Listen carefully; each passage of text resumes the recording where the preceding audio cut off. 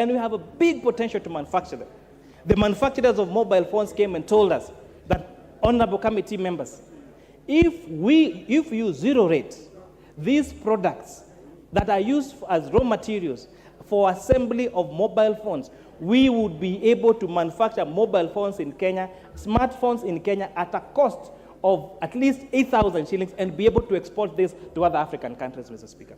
We found this very revolutionary, and we urge this House to support this particular amendment, Honorable Speaker.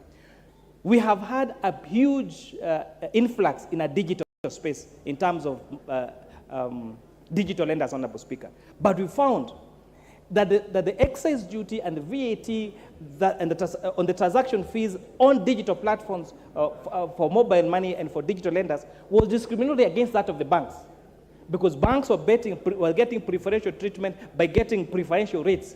But, Honorable Speaker, our report aims at harmonizing the rates that are being charged by digital lenders and microfinance institutions to that of the banks, Honorable Speaker, so that we create a level playing field. Honorable Speaker, some of us, when we left school, the first thing we wanted to do was open a bank account. The people that are leaving school, the first thing they want to do is not open a bank account, is to have a digital wallet. And we're saying we need to incentivize this space. This is the next frontier in financial inclusion, and we are asking this honorable House to agree with us and pass our report, pass the amended finance bill as proposed by the Committee of Finance and National Planning. And with those very many remarks, I want to donate the rest of my minutes so that this House can extensively debate this particular matter, and hopefully our good idea can give birth to a great idea, and that great idea can give birth to the greatest ideas. And with that, Honorable Speaker, I support, and I ask the Vice Chair of our committee, the Honorable Ambassador Benjamin Langat, to second. Thank you, Honorable Kimani. Who is seconding you? Danger. Yes, sir. Yes, Mr. Speaker. Mr. Speaker, I want to thank you for the opportunity to second this bill, and I rise to second this finance bill of 2023, Mr. Speaker. Mr. Speaker, you said yesterday that this bill has been transacted in funerals, churches, other social places, Mr. Speaker, and you advise us that we must now come to the House and transact this bill. Mr. Speaker, we have just come from a campaign less than a year ago. Some of the issues that were transacted or canvassed, Mr. Speaker, were mainly three issues, Mr. Speaker. One of them was cost of living. Number two, Mr. Speaker, our level of public debts. Number four, Mr. Speaker, is empowerment of the youth. Mr. Speaker, it is in the public domain that our public debt is the highest ever, Mr. Speaker. And because of itinerants of commission or omission, Mr. Speaker, we found ourselves there. Mr. Speaker, if I was to liken Kenya to a public company, Mr. Speaker, I would say Kenya is a very high-geared company, Mr. Speaker. We have borrowed more than what we should have done, Mr. Speaker. And those of us who are accountants, who have managed public entities, Mr. Speaker, you know when a company is high-geared, Mr. Speaker, you have two options. One is to close the company, Mr. Speaker. Number two, Mr. Speaker, is to bring in more capital, Mr. Speaker, by the shareholders. Mr. Speaker, this republic, the shareholders are Kenyans. Mr. Speaker, this House is the board of management, Mr. Speaker. The president is the CEO, Mr. Speaker. Mr. Speaker, we must make a decision whether we want to close the company or we bring in more capital injection, Mr. Speaker. If you ask the shareholders of the company will say, no, we are not closing the company, Mr. Speaker. We need to do something to bring in more capital, Mr. Speaker. Mr. Speaker, if I liken this country to an individual, Mr. Speaker, I would say the person is sick. When you are sick, Mr. Speaker, you must seek for medical advice, Mr. Speaker. Mr. Speaker, sometimes the doctor prescribes medicine. And Mr. Speaker, medicine are not always very sweet. They are not palatable, Mr. Speaker. Mr. Speaker, sometimes the doctor might even prefer that surgery be done, Mr. Speaker. And surgery is not very, very nice, Mr. Speaker. But, Mr. Speaker, we must do it because that is the only thing that remains to be done. Why am I saying that, Mr. Speaker?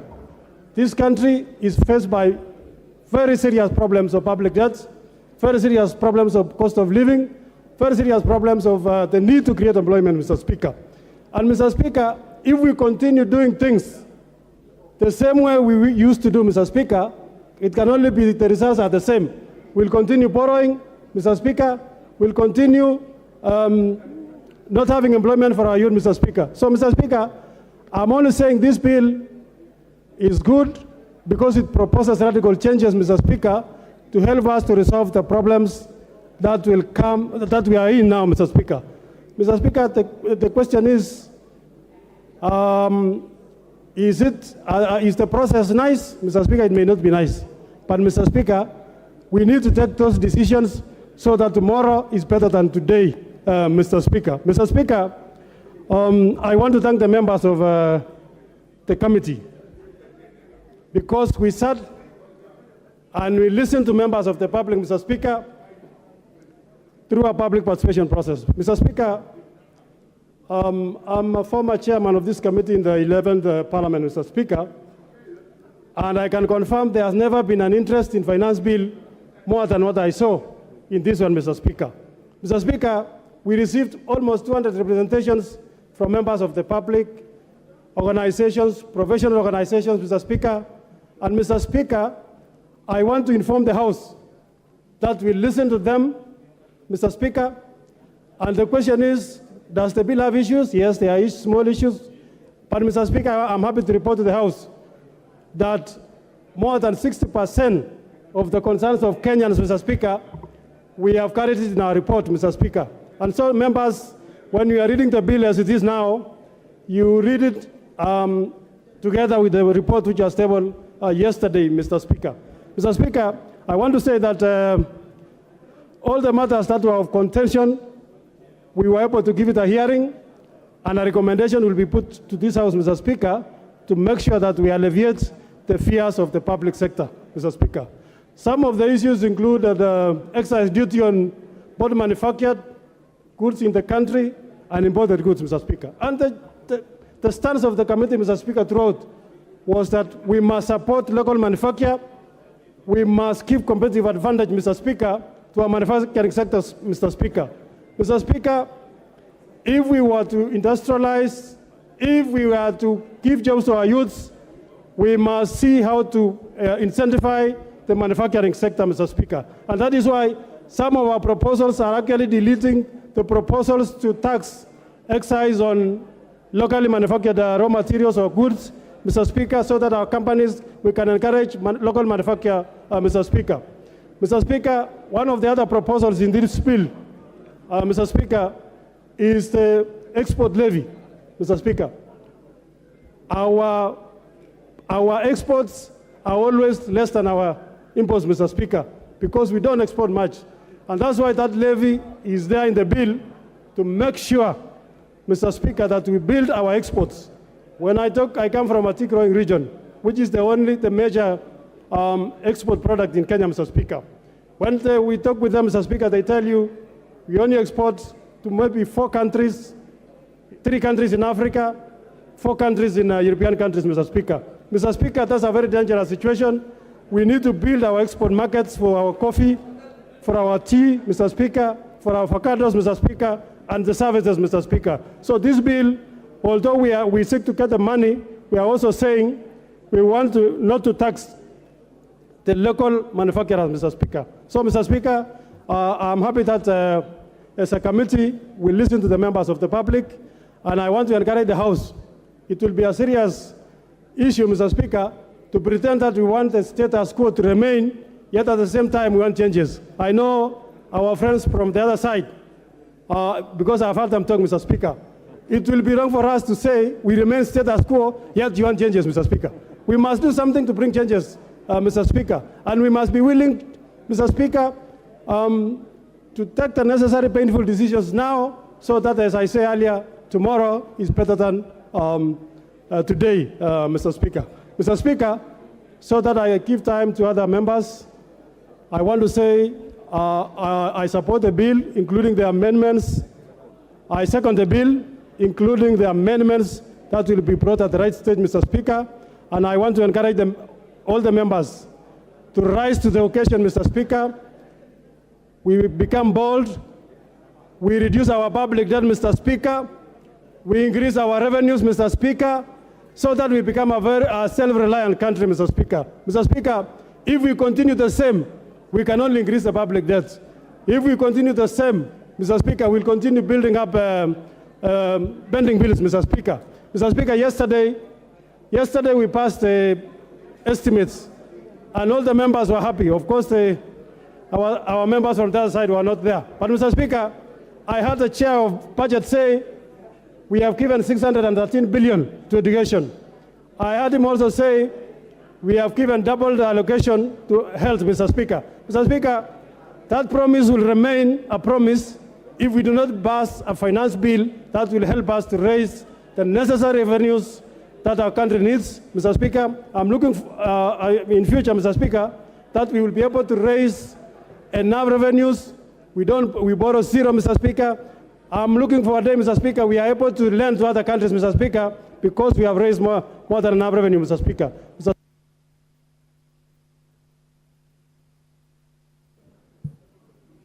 Order, honorable members, before I propose the question, allow me to recognize the following schools in the speakers and public gallery. St. Francis Secondary School, Mwea, Kirinyaga. Al-Amin Stare, Nairobi. Kinderville School, Mavoko, Machakos. St. Hannah's School, Westlands, Nairobi. On your behalf and on my own behalf, I welcome the students and their teachers in the House of Parliament.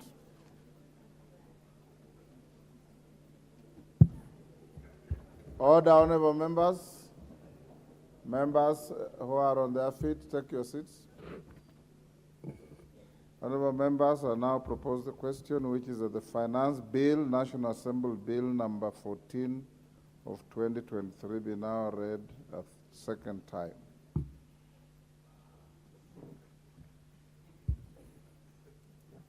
As usual, the screen is full.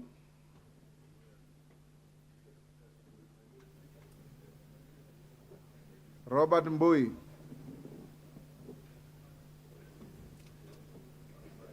Thank you, Mr. Speaker, for this opportunity. Mr. Speaker. Compose your thoughts and deliver your messages in 5 minutes.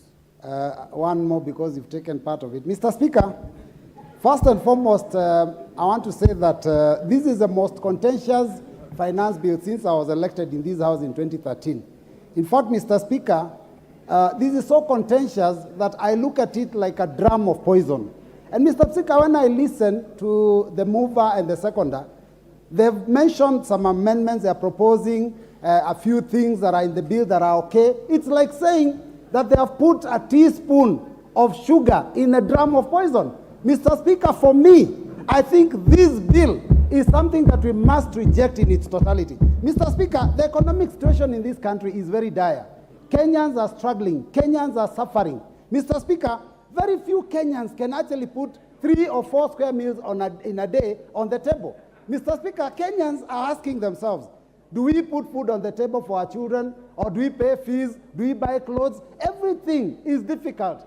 Life is difficult. Mr. Speaker, that is one of the reasons why you saw our team of AZIMIO going to the streets, because we are feeling that somebody needs to start caring for the hustlers. Mr. Speaker, 1,000 shillings a few months ago could buy, maybe even fill a paper bag. Mr. Speaker, today, with 1,000 shillings, you cannot even buy 2 kilos of sugar, 2 kilos of unga, 2 kilos of cooking flour. I mean, it's already finished, Mr. Speaker. So I'm telling you, it is a very bad situation. Now, this bill when we heard that there was going to be some proposed amendments, we thought they would deal with those things that are affecting the cost of living.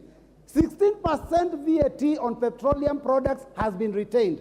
Mr. Speaker, what does that mean? That the cost of everything transported, goods and services, will go up.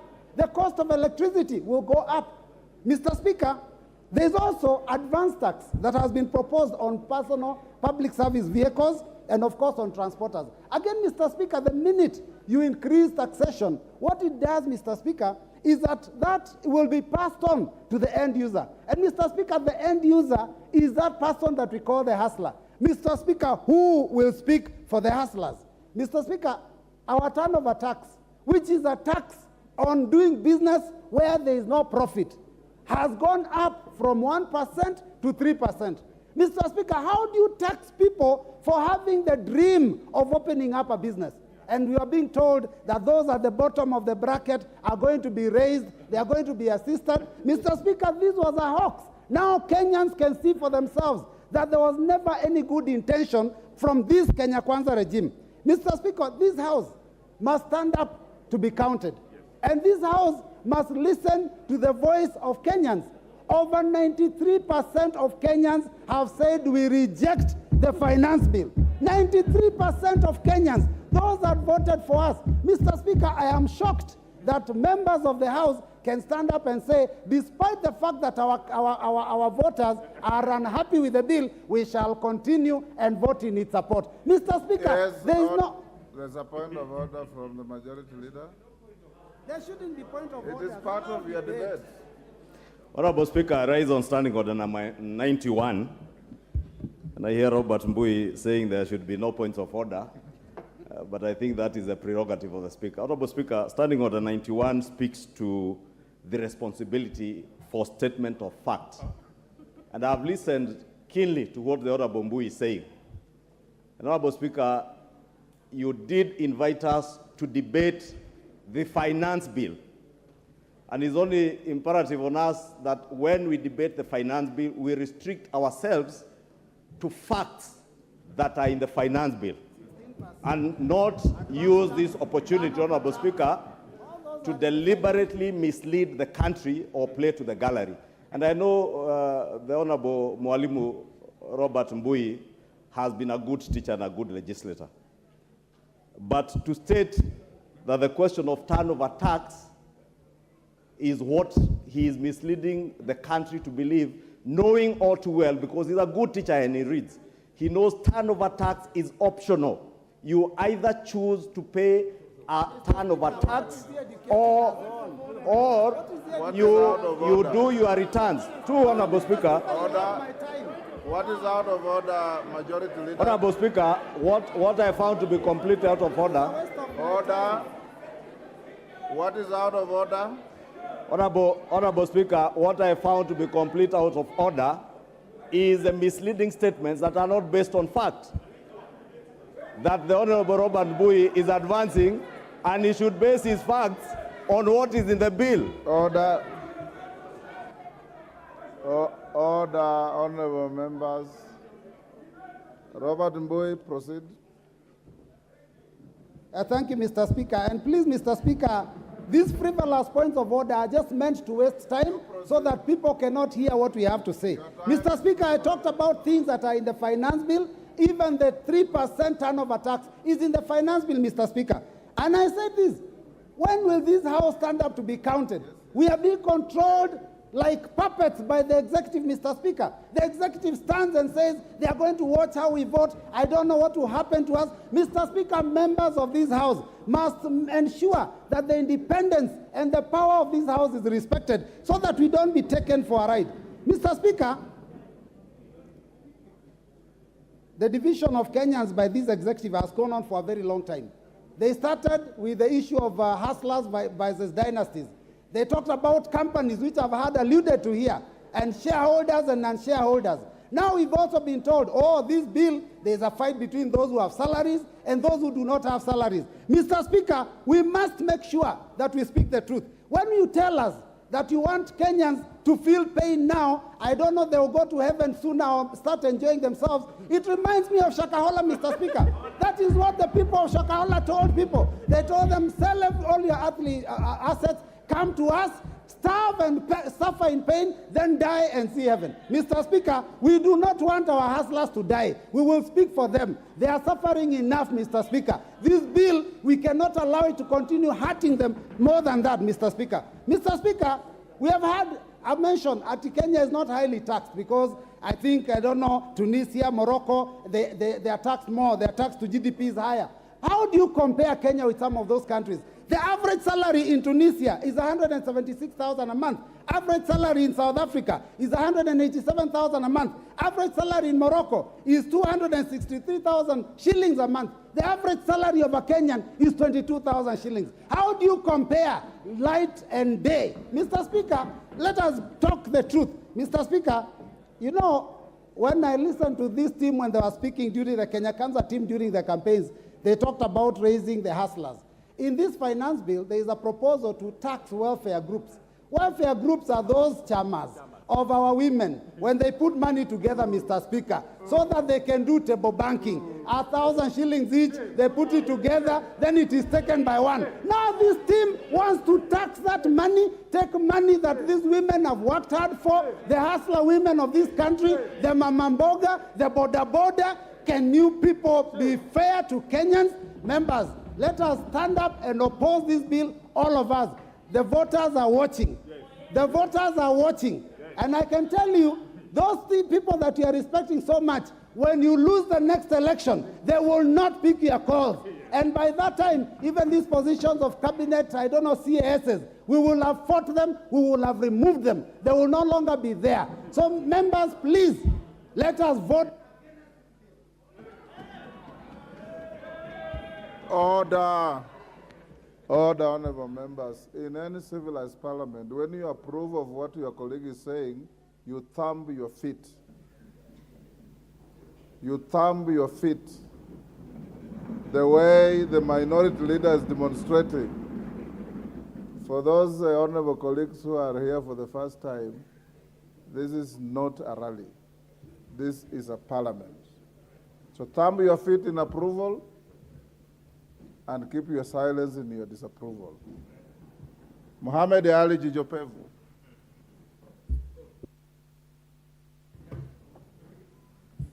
Asante sana Mheshimiwa Spika. Mimi nasimama kuunga mkono na vile vile nitaanza kwa kusema ya kwamba ni vyema sisi kama wabunge tuweze kujadili masuala ambayo yana umuhimu na taifa hili na wananchi wake. Ikiwa tutaanza kufanya mazungumzo ya kuleta uvumi na fitina, basi hatutakuwa tunasaidia mwananchi wa kawaida. Nikiangalia hii bill, Mheshimiwa Spika, na hili bunge lina wabunge wengi zaidi ya 300. Na asilimia kubwa ya wabunge ni wale ambao wako nje. Na hawa wabunge wakifika katika majukwaa wanaenda kuchochea wananchi pasi na kuwaambia ukweli. Kuna mbunge wetu kutoka upande wetu ambaye pia ameenda kuchochea wananchi, lakini leo katika bunge hili hayuko hapa kujadili haya masuala ya fedha ili kuwafanya Wakenya waweze kuelewa zaidi. Mheshimiwa Spika, hili taifa limekuwa taifa la ombaomba tangu Kenya kupata uhuru. Mwaka wa 1963 Kenya imekuwa ikiongozwa na masuala ya kukopa. Kila mwaka ni kukopa, kulipa wafanyikazi wa serikali, kukopa, kuleta maendeleo, na ndio maana sasa imefika mahala ambapo tunataka kusema ya kwamba tutajinyima, tutajizuia na mikopo, tuanze kujifunza kutafuta hela miongoni mwa Wakenya na kujikomboa katika minyororo ya kukopa kila mwaka. Hili taifa hatuwezi kukopa mpaka kiyama. Hili taifa ni lazima tukaze minyororo, tufunge longi yetu vizuri na tuvae njuga, na tuhakikishe ya kwamba tutafanya haya mambo kwa miaka 2 ama 1 hivi, lakini mambo yatakuwa sawa. Mheshimiwa Spika, unataka vipi Kenya hii tujenge barabara wananchi wanataka? Mheshimiwa Spika, unataka vipi sisi leo tuweze kuunganisha umeme? Unataka vipi leo tuweze kupunguza bei ya vyakula ilhali tutaendelea kukopa kwa wazungu ili kuleta matatizo kwa Afrika? Ni lazima tujifunze na kustahimili. Mheshimiwa Spika, katika bunge hili leo, hawa wabunge wenzangu leo wana nguvu kwa sababu wao, kila mbunge kama sijakosea ana nyumba. Mheshimiwa Spika, wacha nizungumzie hili swala la nyumba kwa sababu linachukuliwa vibaya sana. Leo mbunge wa Kenya kila tama kiingia anachukua milioni 30 na kununua nyumba. Hawa wabunge wote, mimi pia binafsi nachukua hiyo pesa na kuhakikisha ya kwamba, Mheshimiwa Spika, nilinde. Mheshimiwa Spika, nilinde na haya maneno naosema. Hawa wabunge tuacheni ubinafsi kwa mara ya kwanza. Tufikirie hawa wananchi. Ni lazima tujinyime, ni lazima tujiadhibu ili tuweze kukomboa hawa wa Kenya. Leo unataka kupinga mswada, leo unataka kupinga bill kwa sababu ya kutafuta umaarufu, siasa za populism. Tunataka siasa za kukomboa taifa hili. Hatuwezi nyima maskini nyumba na wewe unajipatia nyumba kila mwaka. I see nothing out of order. You'll get a chance to say something contrary to what he's saying. That is what debate is all about. Mheshimiwa Spika, na naomba uniongezee dakika zingine 2 kwa sababu hawa watu wa Azimio wanapenda kupiga kelele mambo mazuri yakitajwa. Mheshimiwa Spika, nilikuwa nazungumzia, angalia katika hii bila, angalia Mheshimiwa Spika. Kwanza inapatia taifa hili uhuru wa kuwapatia nafasi wawekezaji waweze kuja katika taifa hili. Wawekezaji wengi wanaweza kuwekeza katika Nairobi, lakini wamepunguziwa kutoka 37.5 hadi 30% kwa masharti ya waende wawekeze maeneo mengine kama Bungoma, Mombasa, Garissa, sehemu ambazo hazina uwekezaji. Zikiwekezwa basi watoto wetu wanapata kazi, nchi inapata ushuru, nchi inapata nguvu ya kuweza kujikomboa. Angalieni mazuri ndani ya fedha hii. Kwa mfano, hii mambo ya 10% ambayo ina protect local market, ya kuhakikisha kwamba tunaenda katika juakali sekta, tunanunua Kenya, tunanunua Ukenya ndani yetu na kuhakikisha tunainua viwanda vyetu. Angalieni yale mazuri yako ndani ya hii, msiangalie ubinafsi, msiangalie tamaa, msiangalie kuongozwa na viongozi ambao hawana dira ya uongozi. Kila mwaka ni kusumbua, kila mwaka ni kuambia. Time is up. Women Rep Migori. Women Rep Migori, you are on the screen, or you are not ready.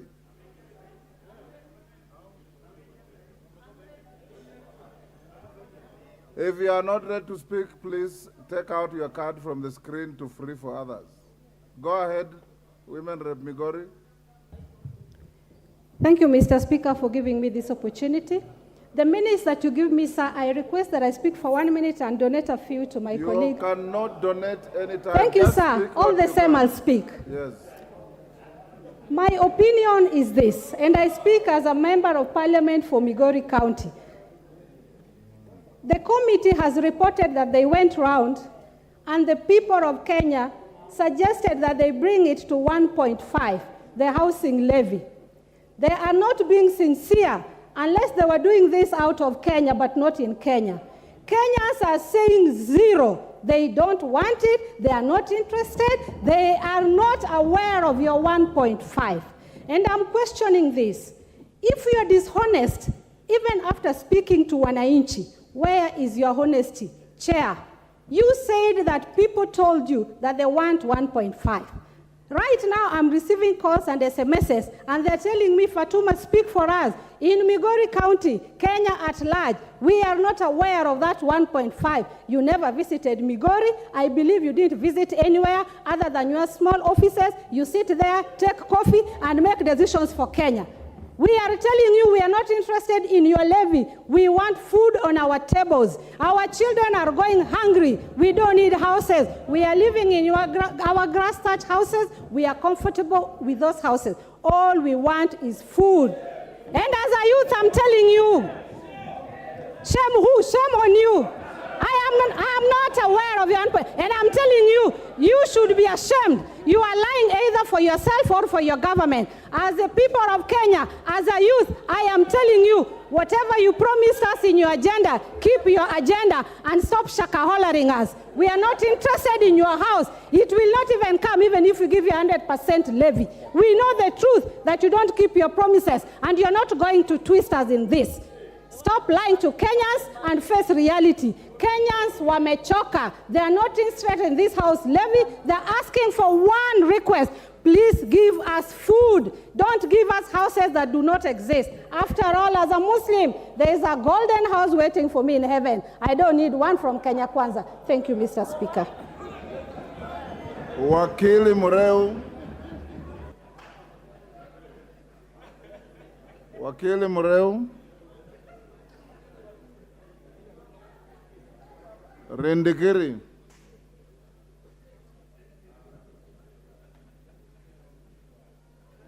Please.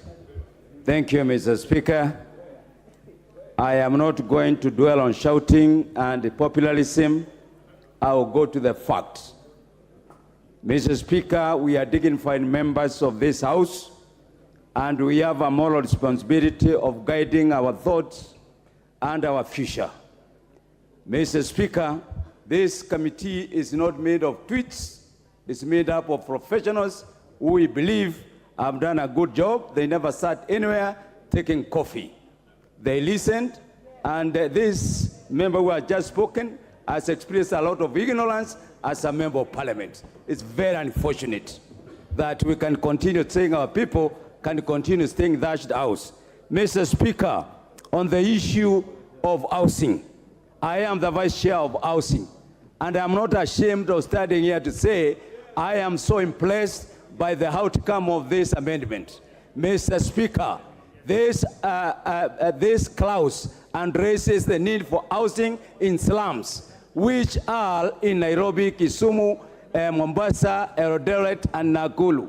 Mr. Speaker, we are members of parliament in these chambers who are leading constituencies where 50% of their residents stay in slums. What we are trying to do and what the Kenya government is doing is to uplift the standard of these people according to Article 43 of our Constitution. Mr. Speaker, these people who are talking and condemning the housing factor, they refer the need to go back to our Constitution. How are we going to realize giving clean environment and sanitation if we cannot raise money? We should not deceive ourselves. I think the politics of populism, I am shocked. Even the members of parliament for Kasarani, Madale, Kebela, they are all seated here shouting and condemning the people who they are reading. And you are sitting, you are staying in a 5-bedroom house, 5-star house, and here you are, the government is giving a long-term solution to the problem, yet you are here trying to teach us on how to think. We are not going to think that way. We want to have a future for our people. Mr. Speaker, we want to create affordable housing for our children and the generation to come. We have to have a fund that is going to do this. Mr. Speaker, this bill is not only creating houses, it's also creating employment for our children. That is the concept of housing. It is going to make utilization of our local resources, and it's going to enhance manufacturing, and it's going to create businessmen. So we are dealing with a very global and major issue, not the trivial aspect of just the shelter. Mr. Speaker, the finance bill has addressed the issue that every Kenyan is saying, Mama Mboga want road, Mama Mboga want education, Mama Mboga want electricity, Mama Mboga want health services. How is the government going to provide this if we are not going to raise money? The former government utilized our coffers when they were exiting, and the people in front leading the AZIMIO brigade, they are the same battalion that took off with the money that was left at the treasury. Shame for you to stand there and tell Kenyans that the living standard. Listen, you took a lot of debts. You left this country in debt.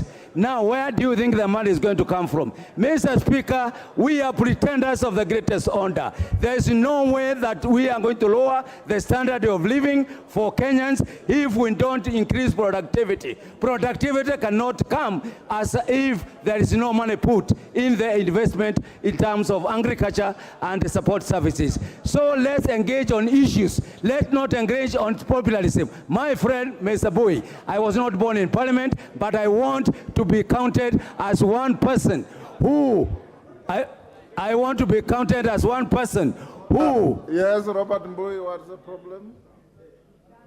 Honorable Speaker, we are debating the finance bill.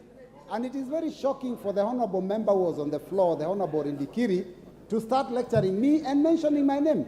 Mr. Speaker, here it's about debate, it's about the finance bill. Whatever emotions you have, please do not, I think, protect me, Mr. Speaker. Mr. Speaker, I will call him Walim. Order in the Kiri, to be fair, Robert Mbui, nothing personal. You have already contributed, and even Kati has referred to you as my friend Robert Mbui to counter your argument. That's part of debate. Rindikiri. Thank you, Mr. Speaker.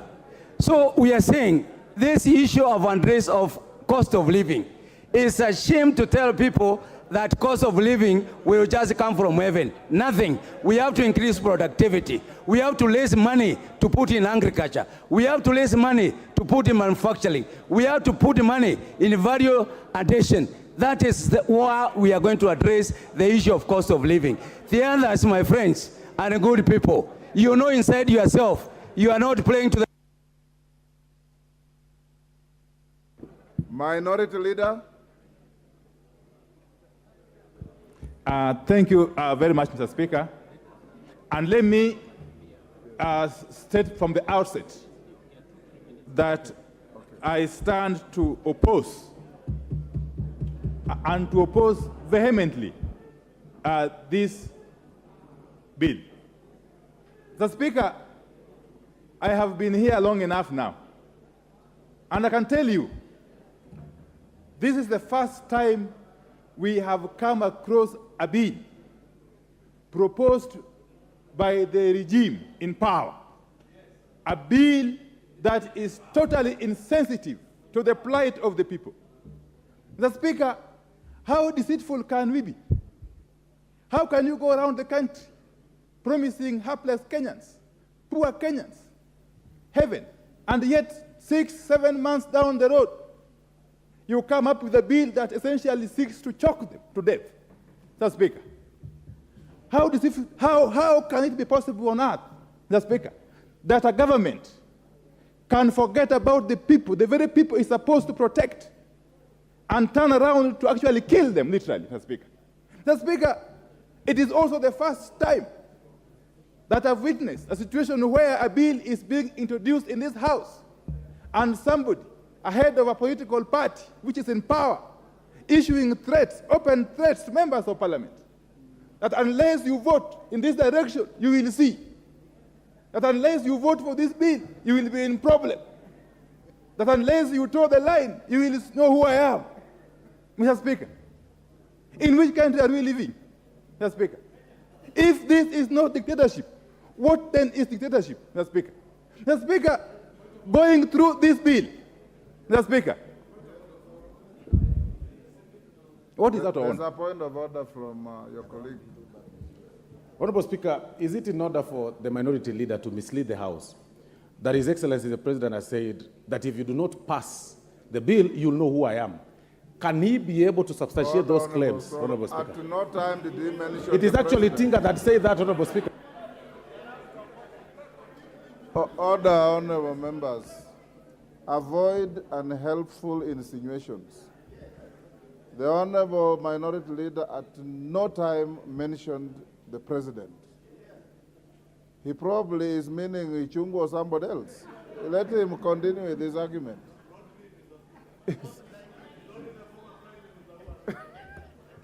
Mr. Speaker, as usual, I will ignore the Honorable Soro.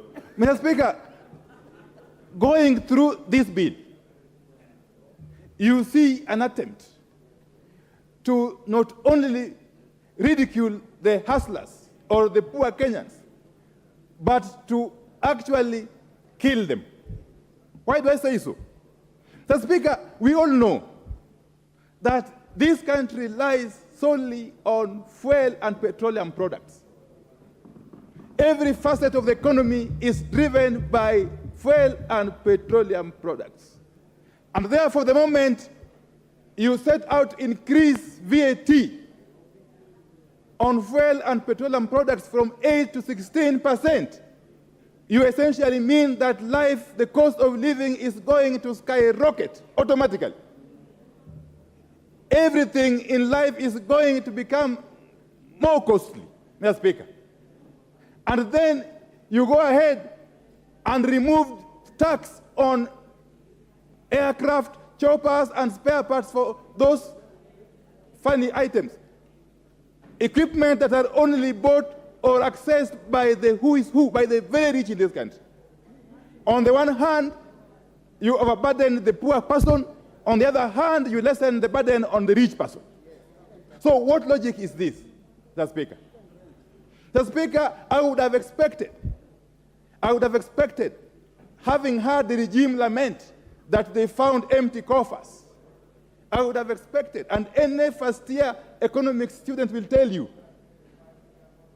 that the logical step the regime should have taken was rationalize the budget, and cut off those areas that are not necessary. But what do you see? The budget has now increased by about 80-something billion shillings, over and above last year's budget. But the increment is driven by consumption. You see the money allocated to the office of the president, the money allocated to the office of the deputy president, the money allocated to the office of the prime cabinet, whatever. Monies that are going to service consumption, to host banquets, to buy flowers, to buy tea, Mr. Speaker. This is a perfect case of a regime which is living on a different universe, not on earth, Mr. Speaker. Mr. Speaker, you can go on and on. Take the case of the housing levy. Up to now, including, and I let it very clear to my good friend, Honorable Kimani Kuria. Up to now, they have refused to define what this animal is. We do not know whether it is a levy, it's a tax, it is a fine, it's a penalty. Nobody knows, Mr. Speaker. And then they come here and want to tell us that they have reduced it from 3% to 1.5%. Mr. Speaker, they have even worsened the situation now. The situation has now worsened because the cap which was there initially of 2,500 has been removed. Now they have targeted even those who are earning bigger salaries more. Now they have attacked the low person, the middle person, and the higher person. Mr. Speaker, let me tell you, in the village where I come from, we have got public servants. We have got employees who have toiled for years. Some of them are left with about 5 years to retire. They have got their own houses, which they have built through different schemes. You want to tell them to part with 1.5% of their pay, Mr. Speaker, to deposit in a scheme who nobody knows the intention about. Mr. Speaker, if you did just basic calculation, this 1.5% of an ordinary primary school teacher salary, he will need not less than 200 years to be able to acquire a house. And yet this person is retiring in 5 years' time. So tell me, who is he saving for? Who is he buying this house for? Is his grandchildren, great-grandchildren, or who, Mr. Speaker? Nobody is coming up to give us answers to those very basic questions.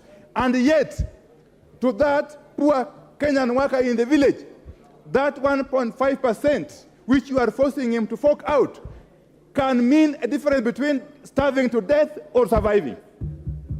The Speaker, that poor Kenyan worker in the village, or even here in Nairobi, depends on that 1.5% of his salary to put food on the table for his children, to buy a uniform for his school for his children, to pay school fees for his children, to actually pay all the bills that he incurs in his day-to-day life, Mr. Speaker. And therefore, this is one of those schemes. In fact, I would want to equate it to a pyramid scheme. Mr. Speaker, this housing levy, or whatever they call it, is a perfect case of a pyramid scheme. And Kenyans must say no. They have already said no resoundingly, Mr. Speaker. Mr. Speaker, you can go on and on. You can go on and on.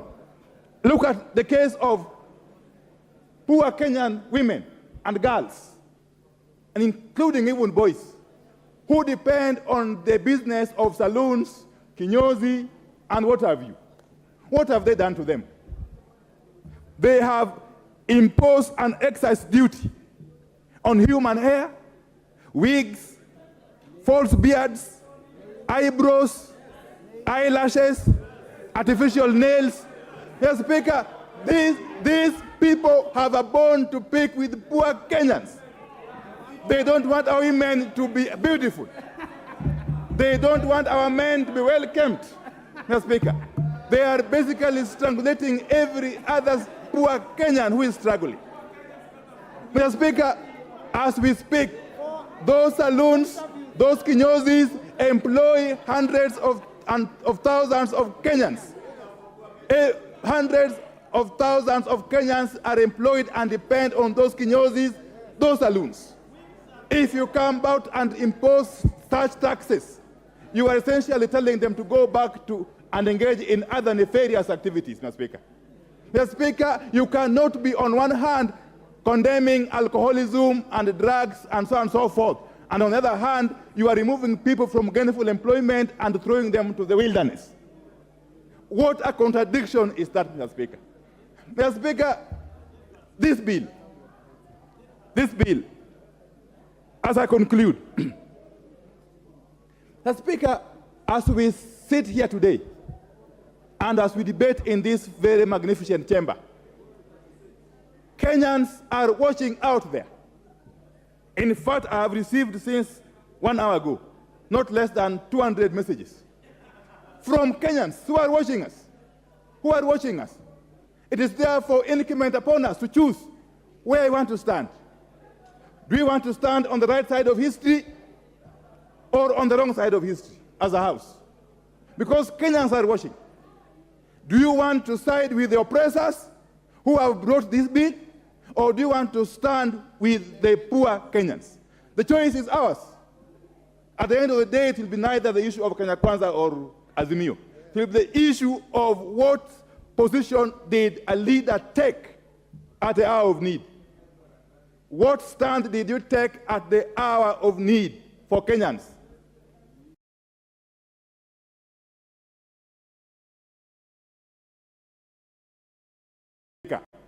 They are watching, and it will not matter whether you vote yes or no, and whether yes wins or not. What will matter is where are you standing as a leader of the people of Kenya. The Speaker, in this country, we are used to giving empty and lofty promises, and then we forget about them soon after elections. This time around, the mood I am seeing out there, and I am very often at home, Mr. Speaker, the mood out there is that this bill is a make or break point. This bill can actually spark a serious revolution in this country. This bill, I want to caution you, this bill can actually be the spark that will lead a revolution that will never be ended. And it's going to be a revolution of the proletariat, Mr. Speaker. It's going to be a revolution led by the poor hustlers, Mr. Speaker, because they have had enough. They have had enough of lies. They have had enough of this chest stamping. They have had enough of this bravado. That hour of reckoning has now come. And therefore I want to say this. That even as we stand here to please our masters out there, our masters who are watching us, you must understand that the bigger, greater masters are the people who voted us, not those who imposed us on these positions. Mr. Speaker, this House cannot go down in history as a House which disregarded the plight of the people. This House must go down in history as a House which stood with the people at their hour of need. And with those preliminary remarks, Mr. Speaker, I oppose in totality. Thank you. Ndindi Nyoro.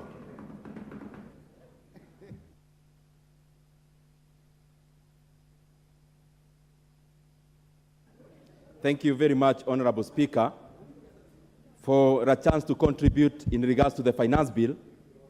And of course, I rise to support.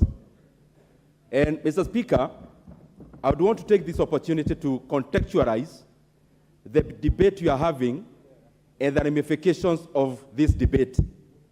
Mr. Speaker, we just debated our estimates, which we concluded through the Committee of Supply yesterday.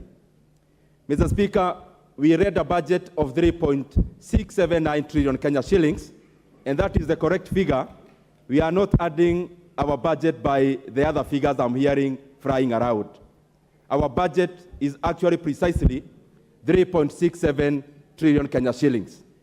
Honorable Speaker, I want to contextualize because the work of the Finance Bill and the Finance Committee, of course, together with the Debt Committee, is to fill in the revenue side of the budget.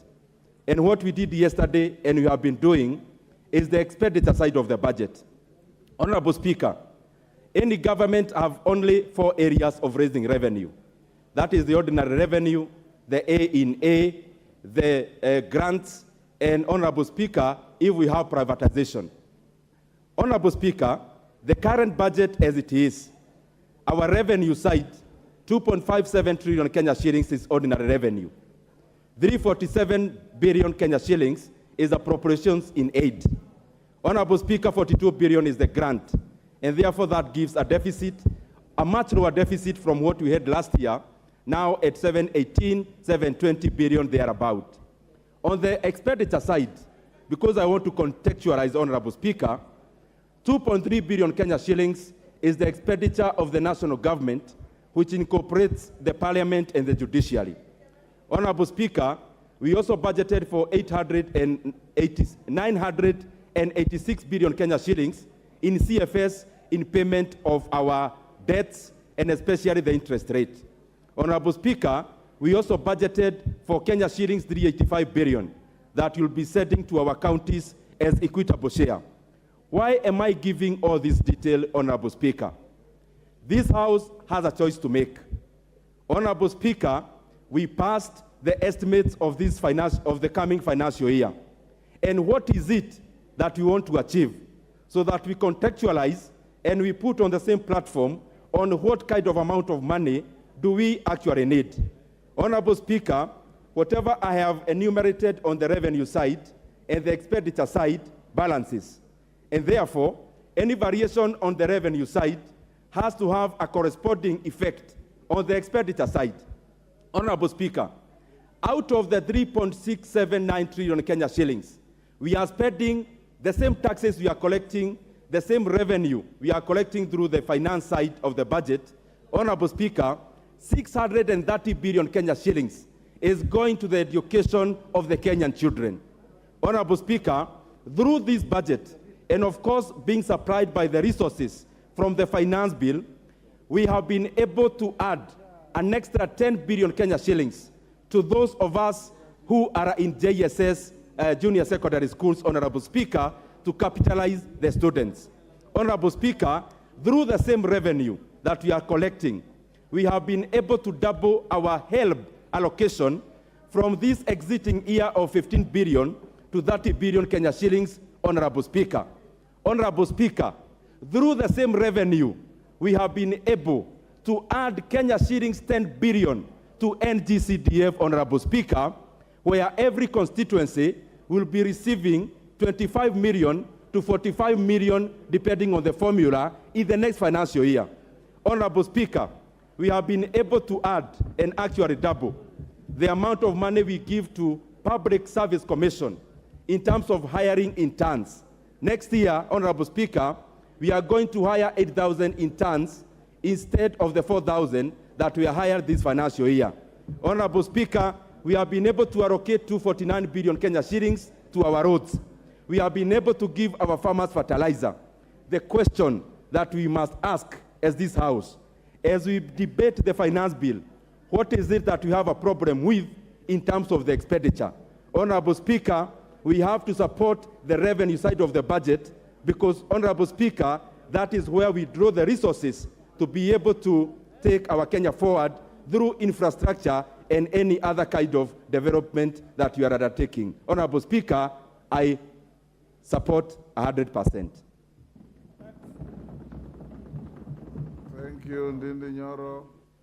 The Honorable Masara.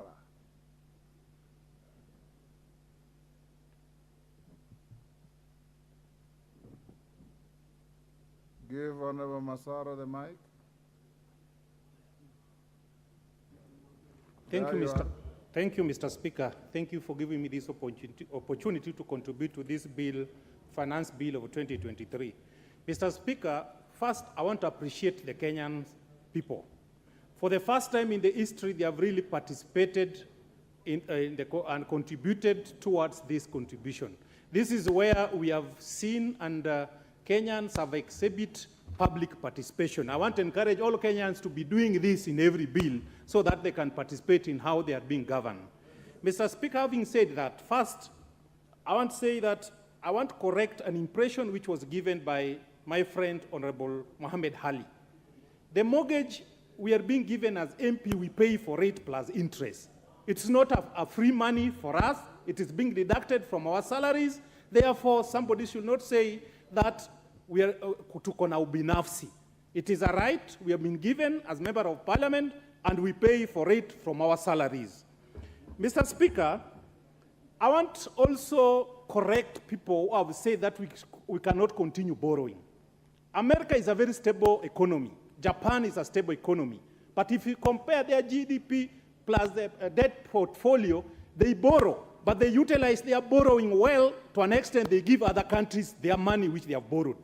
Therefore, this country can continue borrowing, but what we must do is we must utilize the money we borrow to trigger development in the economy. That time, that borrowing will help the economy.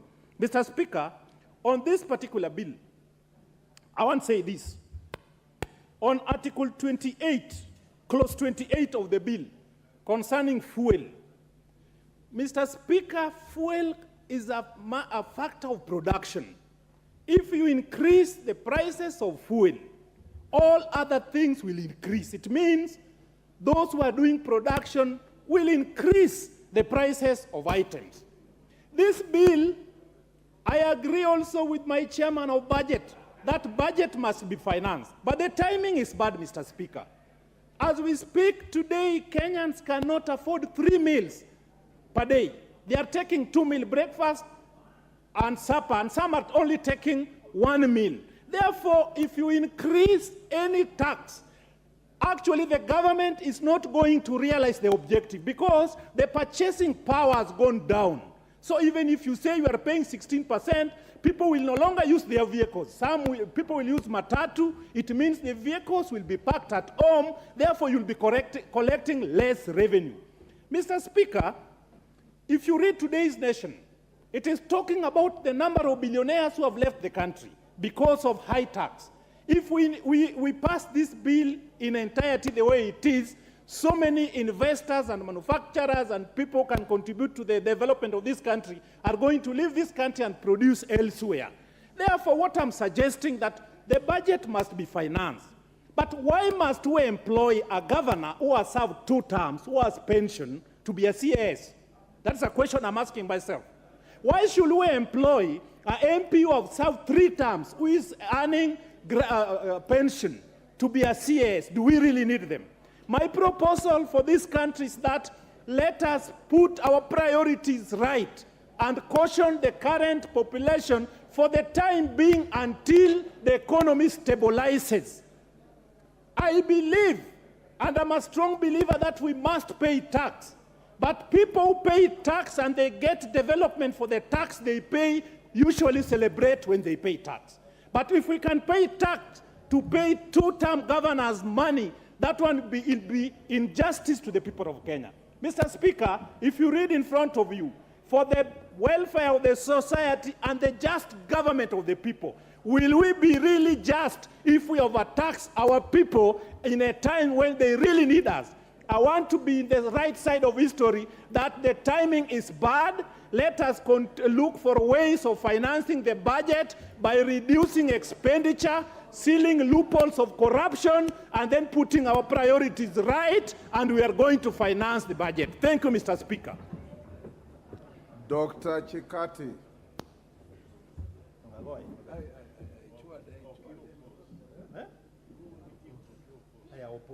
Give Dr. Chikati the mic. Here I am. Thank you. Mr. Speaker, I just want to give the summary picture of the outlook of the finance bill. And so, first of all, Mr. Speaker, the way I understand it, overall it seeks to boost the ordinary revenue as a share of GDP to 25%. And I'll give the summary picture because of time. It also seeks to increase tax compliance rate from 70 to 90%. As you know, one of the challenges facing Kenyans is the issue of tax compliance, Mr. Speaker. Thirdly, Mr. Speaker, the bill seeks to address the issue of counterfeits and expand the tax base. And the issue of counterfeits and tax evasion is a big challenge to the Kenyan community. Fourthly, Mr. Speaker, it seeks to address the issue of debt repayment and help the government to gradually reduce overall government expenditure through elimination of non-priority expenditures, elimination of consumption subsidies, use of private-public partnership in rolling out e-procurement systems and other measures. Mr. Speaker, the bill overall seeks to mobilize resources to help finance deficit, which arises out of expenditure that exceeds our revenue. So in summary, Mr. Speaker, I will support the bill. Thank you. Otiende Amolo.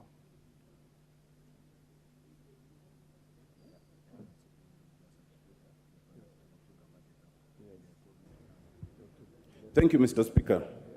Mr. Speaker, I oppose this bill in entirety, and I submit that this bill is irredeemably and irretrievably bad and inimical to the well-being of Kenyans at large.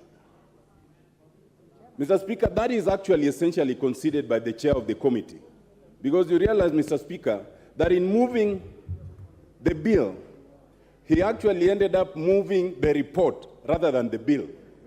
And he essentially dwelled so much on the things to be removed from the bill rather than the contents of the bill.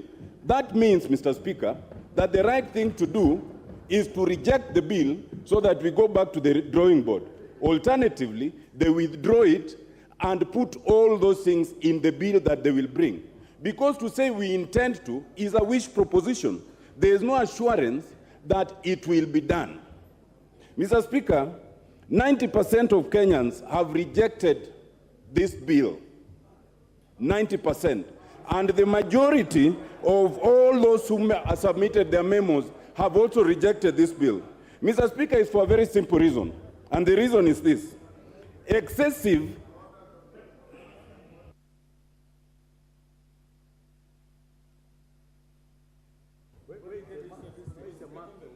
Mr. Speaker, I stand on, we have a responsibility to,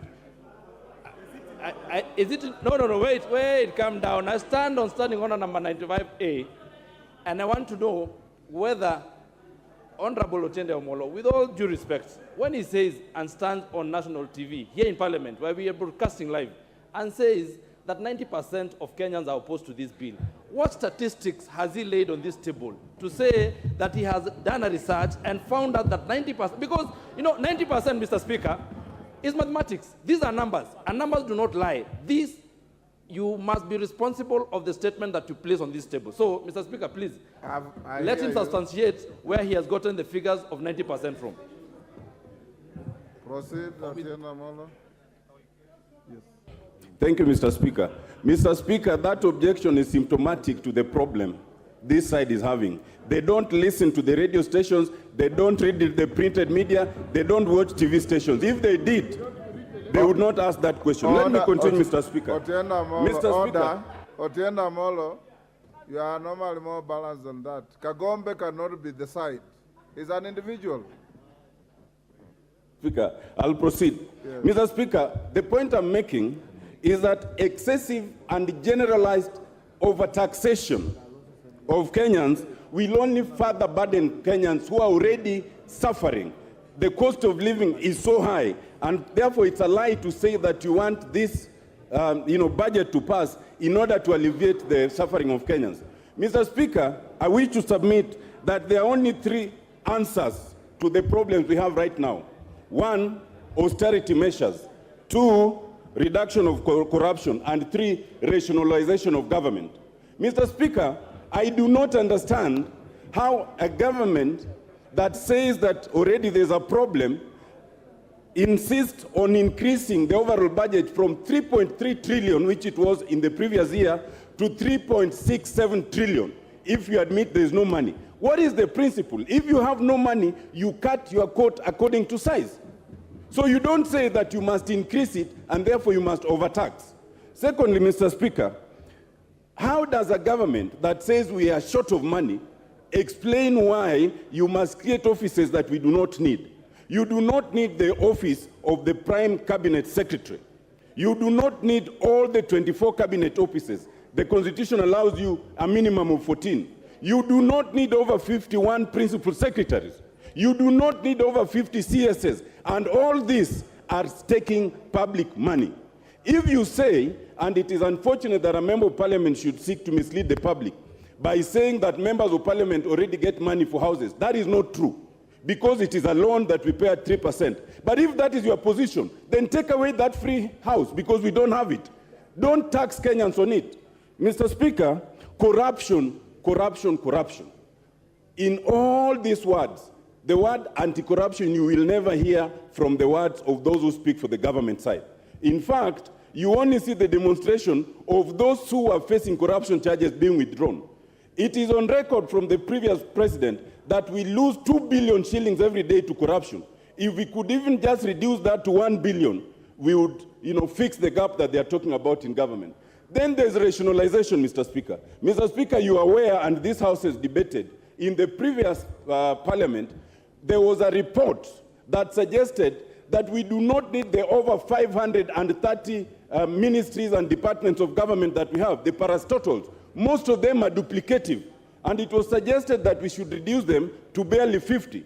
Instead of reducing them, we have a situation where we are sustaining even those which were moribund, those which were not working. We are giving opportunity to others to earn a living. Mr. Speaker, as I finish, Mr. Speaker,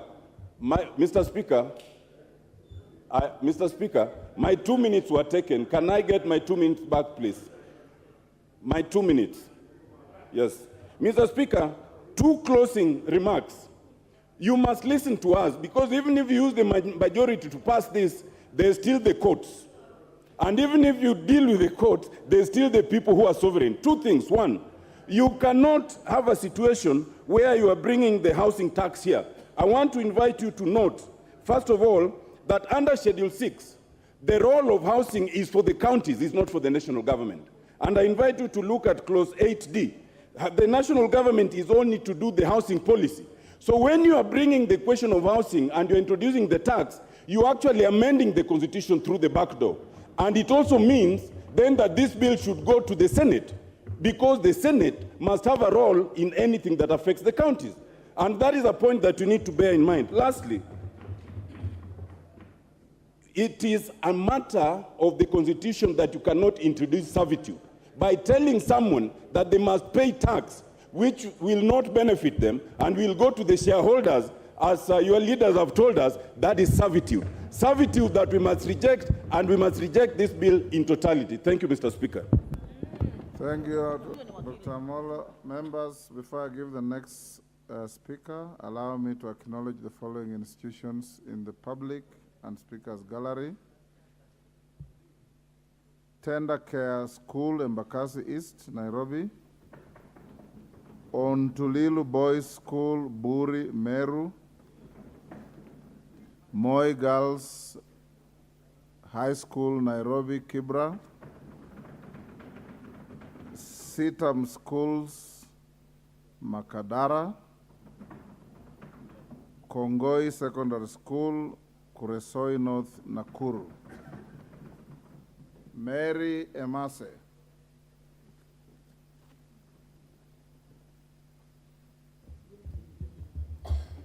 Thank you, Chair, for this opportunity to contribute to this motion on the finance bill. Honorable Speaker, this is a very important bill, and members, I want to urge that we debate soberly and objectively, devoid of any emotions. And secondly, Honorable Speaker, as we discuss the finance bill, we cannot discuss the finance bill in isolation. We need to look at the entire equation holistically. Look at the budget and look at the finance bill.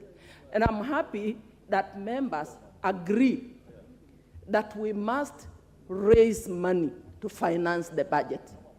And that is what the finance bill is all about. It proposes measures to raise money to finance the budget. So when I listen to members say that this bill does not in any way improve or should be rejected, and I look at you and I wonder, did you listen to the discussion on the budget and where we are proposing to distribute this money to? So for me, Honorable Speaker, I want to say that we must make a decision. It is a hard decision, but this is our country. We live here, and we have to make it a better country. And therefore, we must make a decision. And the elephant in the house is the chairman of the budget has just reminded us on the figures, what our budget is. And we know how we borrowed heavily in the past, and that is what brings us to the state in which we are today. 60% of our revenue goes towards paying the loans that we owe. And therefore, we can decide to choose. We talk of subsidies to continue. We talk of less taxes. Yes, you can choose to go that direction. But the question you should ask yourself, for how long shall you be able to sustain the subsidies? And I hear people saying, when we reduce taxes and we continue to give subsidy, we attract more investment, and then the country is able to grow. I want to ask you, reducing taxes is just one of the factors, but there are so many other factors of production. You will need to provide accessibility, that's the road. You may need to provide electricity and many other factors. So it is not automatic by reducing taxes that we shall be able to spur growth and improve things.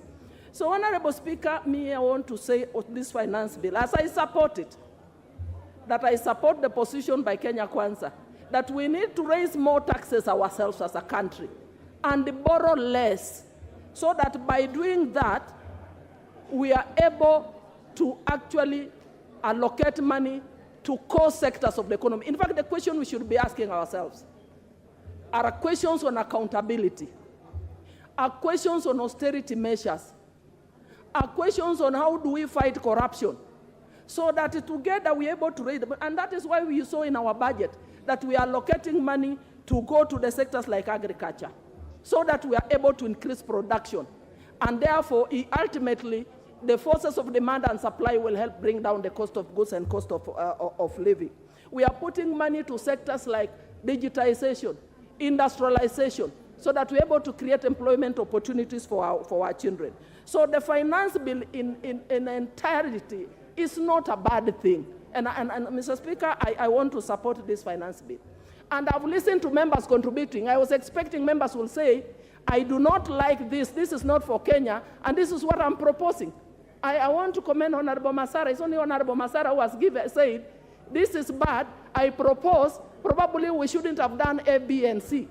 So, Honorable Speaker, I want to thank the committee. It has not been easy. They have tried. And in particular, I see they have listened to Kenyans. They are proposing some reductions, like on the 3%. They're reducing it to 1.5. Probably the only thing I would want to request the chair as he replies to expound more on the difference between moving from mandatory contribution to a levy. And also, when you look at clause 76,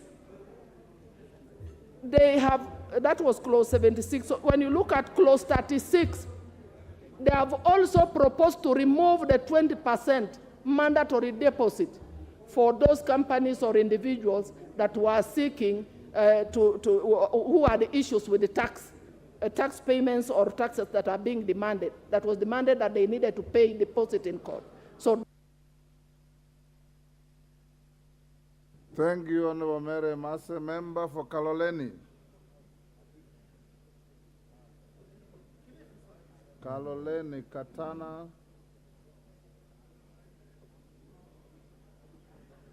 Kahindi, Katana.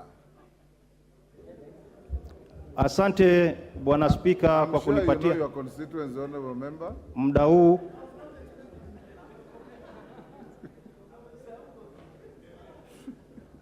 Asante Bwana Spika kwa kunipatia muda huu niweze kuchangia kwa mswada huu wa kifedha wa mwaka 2023. Mimi napinga mswada huu kwa yale yafuatayo. Bwana Spika, gharama ya maisha imepanda kiwango kikubwa zaidi, na gharama hizi hazijui ni nani yuko upinzani na ni nani yuko ndani ya serikali. Tabu hizi tunazipata sote kama Wakenya. Bwana Spika, ukiangalia ile nyongeza ambayo inataka kuwekwa kwa mafuta, ukiongeza ushuru kwa mafuta, kila kitu kinapanda,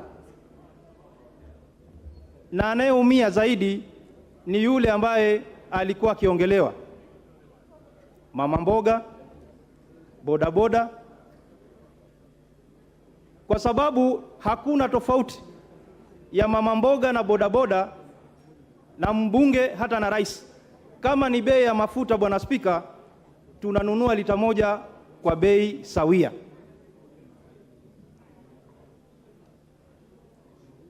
Bwana Spika, wakati serikali ilipoingia walisema gharama ya unga itashuka chini, wakasema gharama ya bidhaa muhimu zitashuka chini, lakini kufikia sasa Bwana Spika, gharama zimepanda maradufu.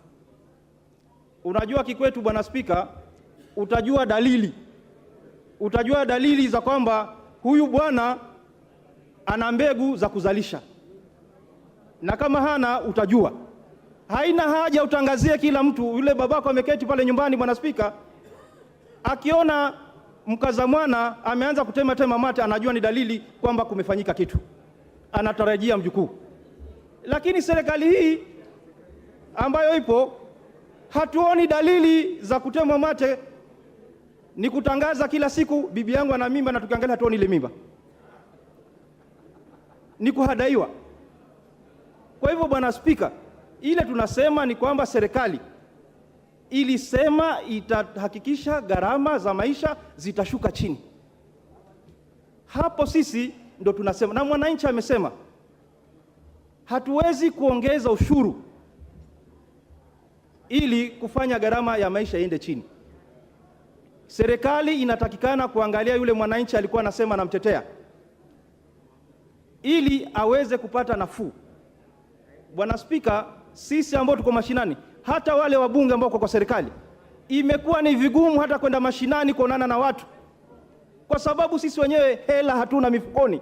Tutawasaidia vipi wale watu wetu? Na hii dhana ya kusema kwamba ati wabunge wanapewa pesa za kununua nyumba, ule ni mkopo, tunakopeshwa na tunalipa na riba. Kwa hivyo mimi sahihi Bwana Spika, unajua nimechukua mkopo wa nyumba na ninakatiwa katika mshahara wangu. Hii nyumba inalazimishwa kulala ni nyumba gani? Hii ingekuwa inakatiwa kwa hiari, yule ambaye anataka akatiwe, alipe nyumba. Yule ambaye yuko na nyumba afanye shughuli nyingine na zile pesa zake, aweze kufanya, aezekee ili aweze kuongeza biashara yake. Bwana Spika, ingekuwa vyema badala kupunguza ushuru wa nyumba wangepunguza ushuru wa mafuta, gharama ya maisha ingefanya nini? Ingeshuka chini. Lakini angalia ule bodaboda ambaye alikuwa akizungumziwa, na kama ni ahadi, serikali hii imeahidi vya kutosha. Serikali hii imeahidi vya kutosha, na kama ni kulaumu pia imelaumu vya kutosha. Kile tunachotaka sahihi ni kuhakikisha gharama ya maisha inarudi chini.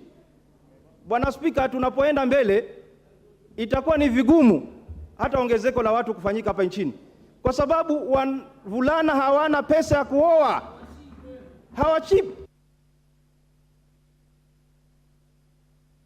Silvano Zosoro. Thank you, Honorable Speaker. Honorable Speaker, from the onset, I want to support the report by the Finance Committee in regard to this finance bill. Honorable Speaker, I want to restrict myself to the housing thing. Honorable Speaker, I once asked my grandfather where he was when his peers were being allocated huge tracts of land, across the Gusii region. And he told me that at that point, it didn't matter to him, to own huge tracts of land, because he couldn't imagine that at some point population will grow. He couldn't imagine that at some point land will be inadequate. That is the challenge we are also facing as far as the housing matter is concerned. It is for that reason, Honorable Speaker, that today, even as a member of parliament, my house sits in a 50 by 100 piece of land.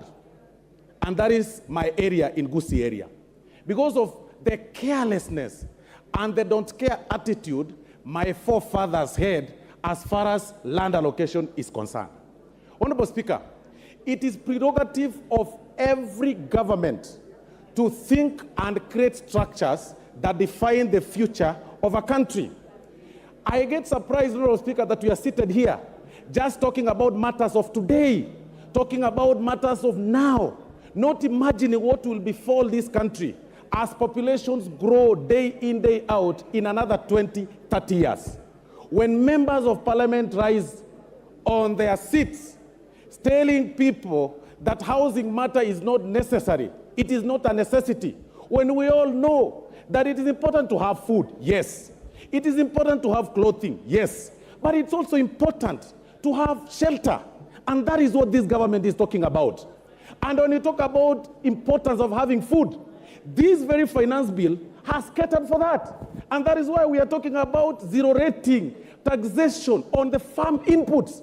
In another few days or so, food production will be low in terms, the cost of food, cost of producing food will be low, food will be adequate, people will have a lot of energy, but they will not have shelter.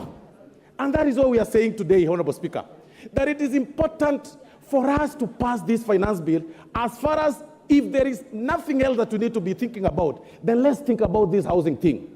I imagine back in my area, and I keep saying this, that Gusii, Honorable Speaker, is turning to be a village slum. There is no land, but there are some pieces of land owned by government, and that is what we want to make use of.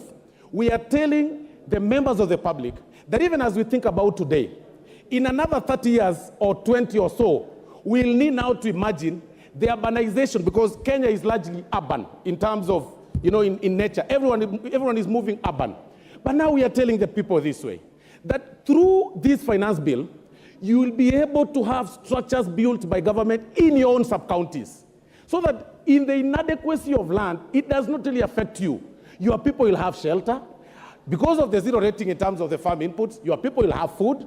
Then people will live very okay. And that is the essence of the finance bill. But Honorable Speaker, listening to my colleagues from the minority side, and I listened keenly to Honorable Tienda Amolo, when he raised issue in terms of, cutting down the costs, the budget appropriation. But I get surprised, Honorable Speaker. We stayed here yesterday until 10 p.m.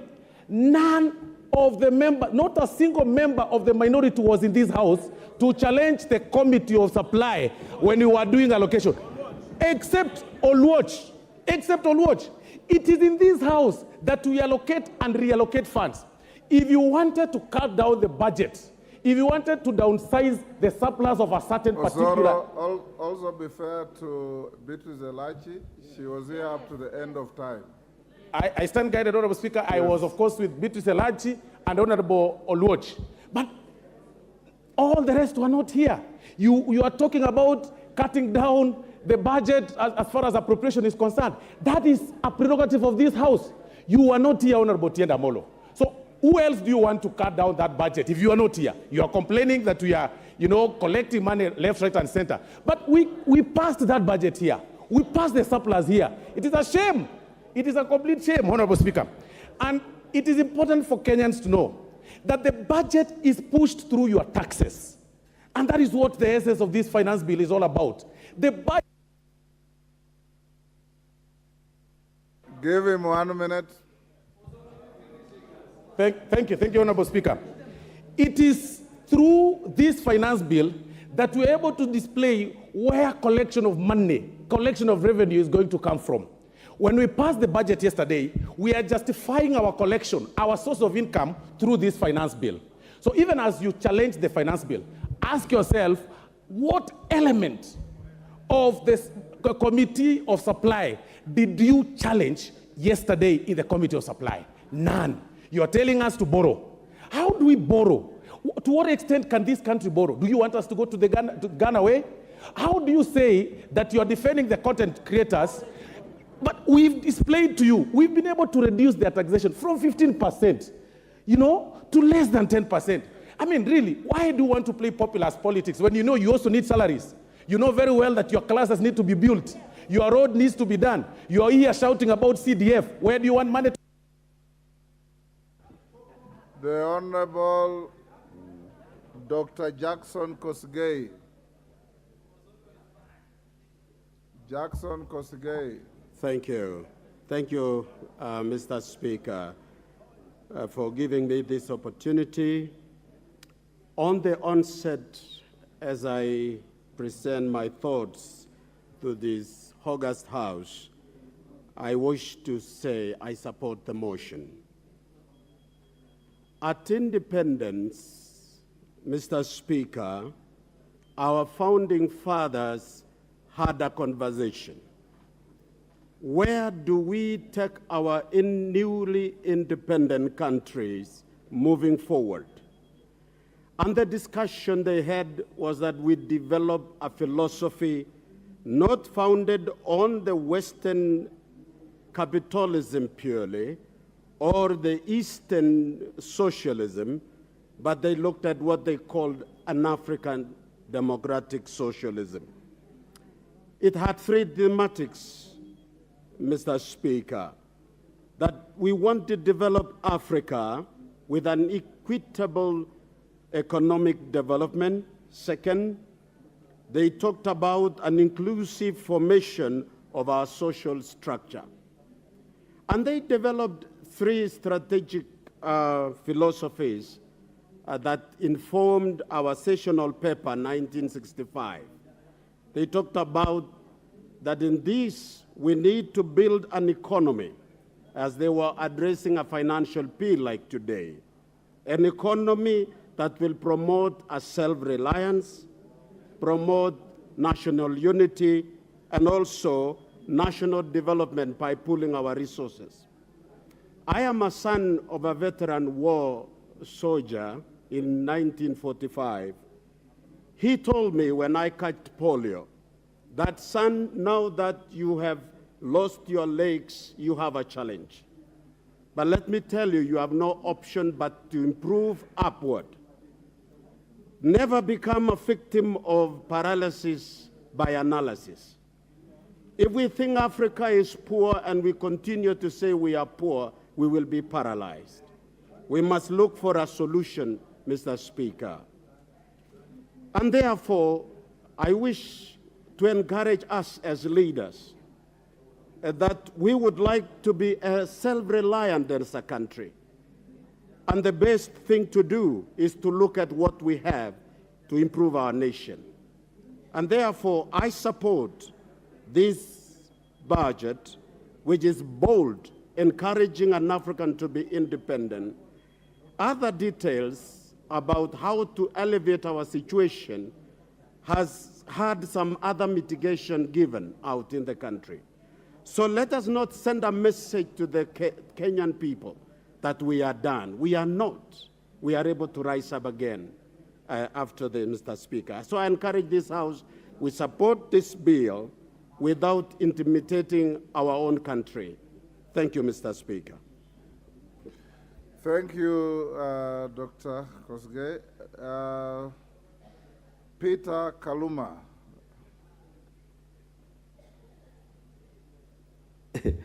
I thank you, Honorable Speaker, for this opportunity.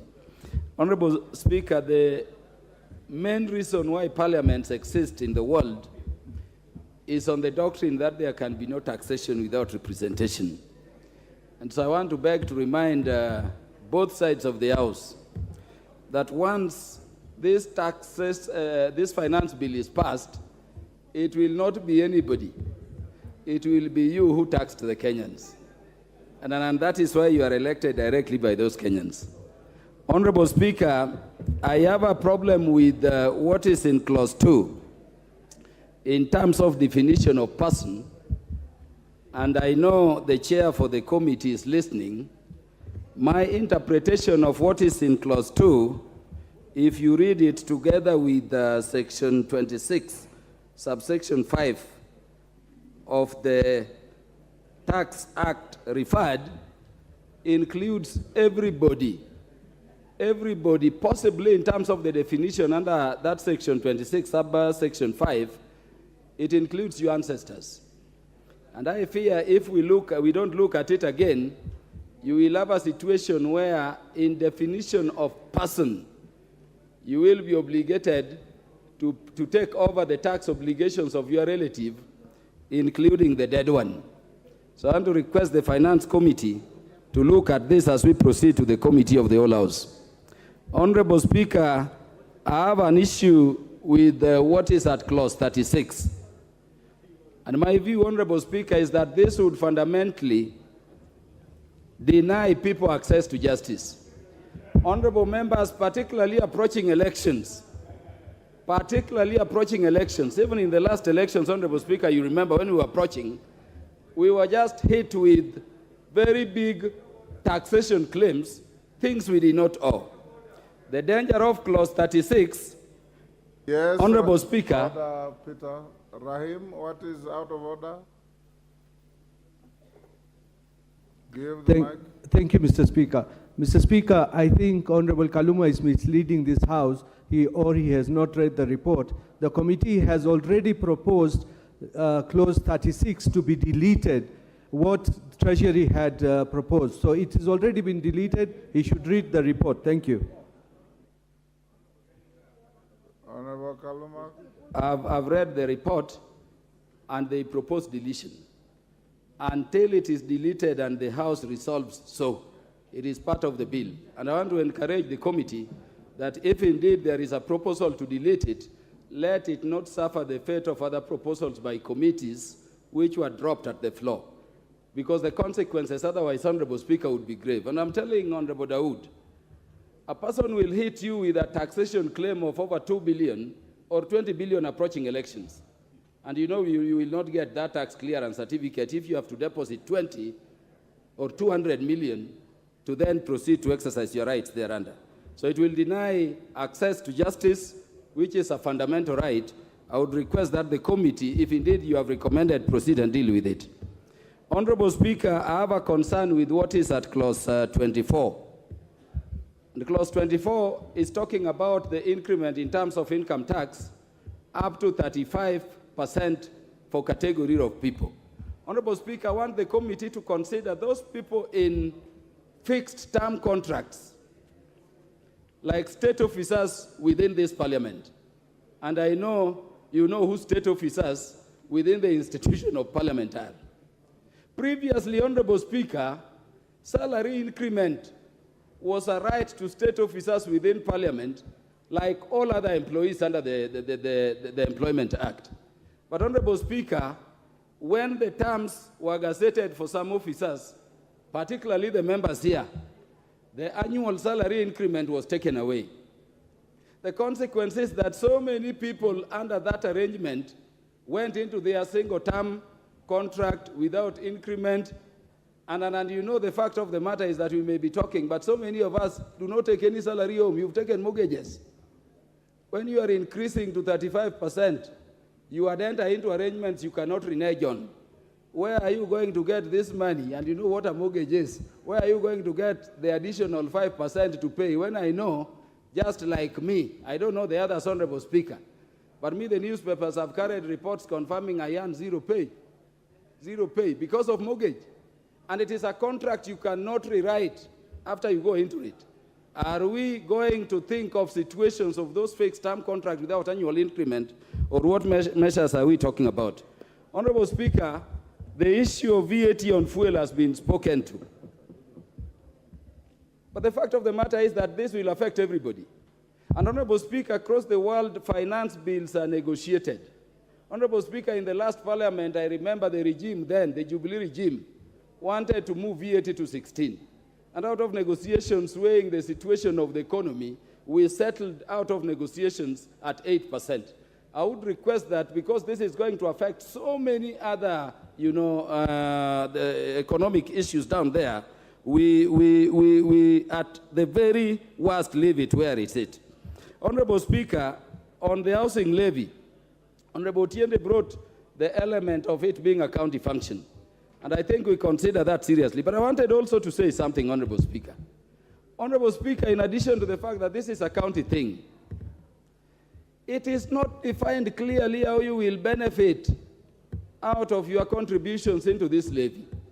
And I think in as much as some people may want to push it, let us define. If it were not a tax, Honorable Speaker, it would define how you benefit. We are levied for NHIF, NSSF, and others, but you can benefit. How are you benefiting directly on this? If you are not, Honorable Speaker, I fear we may be going into violation of Article 40 on people's property rights. Honorable Speaker, there is an issue in Clause 51. And I'm saying this, Honorable Speaker, because the chair is listening to me and the committee is there. The area of tax and amnesty, Honorable Speaker, is something we should delete from our laws completely. Honorable Speaker, there is a time I visited a commissioner in charge of taxation. And just on his desk there, a person who was to pay the country over 10 billion, the minister just wrote, pay 200 million or 2 million. And we lose all that money. We need to stop amnesty. And you should question, as members of this committee presenting this thing, why are we allowing amnesty up to 31st December 2022? Who are these we want to give amnesty to before we can enforce the law rightly? And it has been happening.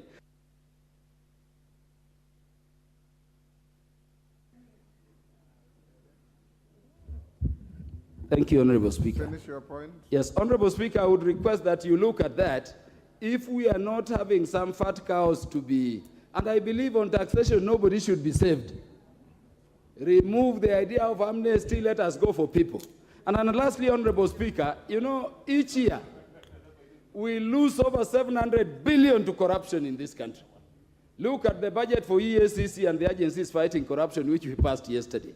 We cannot be debating in retrospect, but I'm thinking if we were able to save that money we are losing to corruption, your budget would be, in terms of what we need, some 2.1 trillion, and we would be having a lot of money to deal with. Honorable Speaker, the problem is that we have encouraged corruption.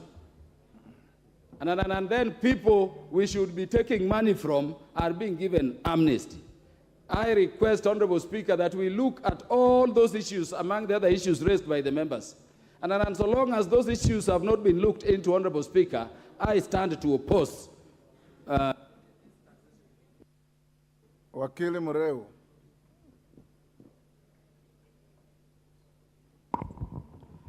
Thank you, Mr. Speaker, sir, for this opportunity to contribute to the finance bill. And Mr. Speaker, sir, first and foremost, I'd like to support this bill for the following reasons. Mr. Speaker, sir, this is an economic growth resuscitation bill. And why is it that? Because the interventions proposed by this bill, Mr. Speaker, is addressing the core of our economy. Mr. Speaker, sir, the finance bill is addressing on the debt level and how we can get out of that debt level. Currently, our debt level is at close to about 10 trillion. We spend over 60% of our collections to pay those debts. The second issue this bill is trying to address is unemployment. We have 6 million members of our youth who are qualified to be in employment, but sadly, they are there getting wasted. The other issue this bill is addressing is the cost of living.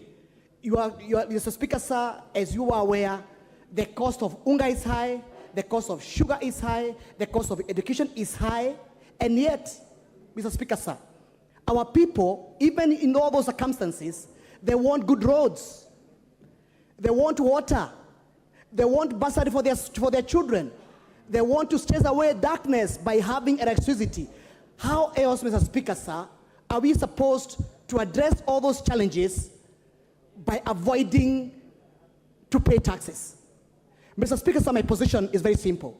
If you look at the provision on manufacturing, the finance bill has addressed clearly on the issue about our industries. And it's a sad story, Mr. Speaker, sir, because currently our manufacturing is only contributing 7.2% of our GDP. It is coming down from 9.2 a few years back. I know the manufacturers have an ambitious plan to raise that to about 30% by 2030, but that cannot be achieved if we do not protect our local manufacturers. And the way to support our local manufacturers is, number one, zero rate on the excise duty, especially on goods produced locally, but also put in a tax on the goods which are imported but which can be manufactured locally. For example, things like furniture, which come in from China and other countries, put excise duty on them. Goods like sugar, goods like iron and steel, which can be able to be manufactured locally. Because again, that's the only way we can be able to resuscitate our manufacturing. Number two, Mr. Speaker, sir, manufacturing support 40% of our employment. Today, as I said earlier, the biggest challenge is that we have highly educated young people, but they do not have employment. And the only way we can be able to address that is to ensure that we address the element of manufacturing, because that's the only way we can be able to place them in employment. Secondly, Mr. Speaker, sir, is about the issue of a digital economy. As you are aware, Kenya is one of the leading countries in terms of innovation economy. And being that the countries all around this, Kenya, they look up to Kenya to just to copy what you are doing. Look at the way we have embraced the telephonic technology, the payment system, the lending system. The countries around in Africa, they are looking to Kenya as a shining star. But the question is, have Kenyans benefited from that bubbling economy? And that's why the proposal to put in a tax is for purposes of that industry to contribute to the nation, to contribute to the economy of this country, as we also along the way create employment. Thank you, Mr. Speaker, for that opportunity. And I support this bill. Fatuma Jeho.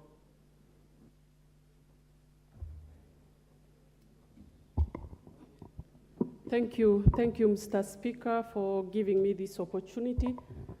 I rise to oppose this bill, Mr. Speaker. Mr. Speaker, there is no doubt that we are on an economic downturn. Our economic is collapsing. Mr. Speaker, today, if we were given this bill and none of us were a member of this honorable House, I can assure you none of us could have passed this bill. I say that, Mr. Speaker, because of few reasons. I'll start with the housing levy, Mr. Speaker.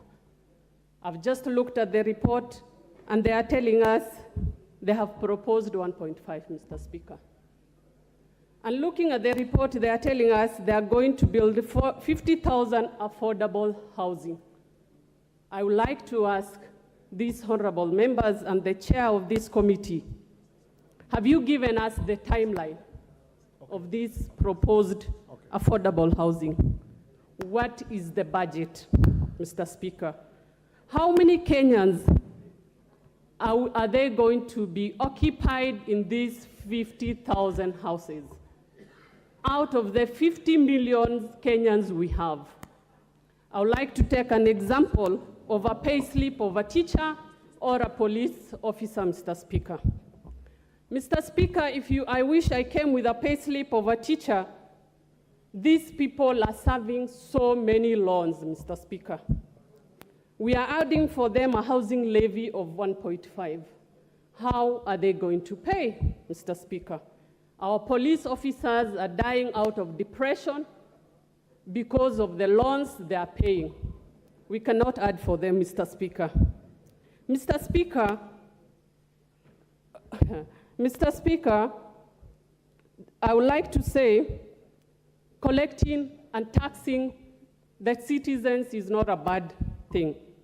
But it's not the right time for the people to be taxed. It has come the wrong time, Mr. Speaker.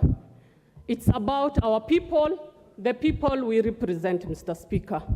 Today, I would like to take this opportunity to talk to His Excellency the President. The people who are seated on the other side, Mr. President, are not passing this bill because they want it. They are doing this for you, Mr. President. Mr. Speaker, I want you to protect me, Mr. Speaker.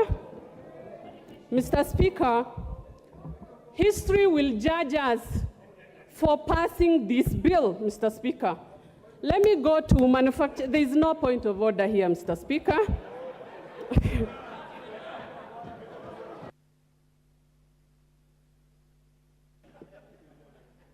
Point of order, Honorable Speaker. Honorable Speaker, we are debating the report on the Finance Committee.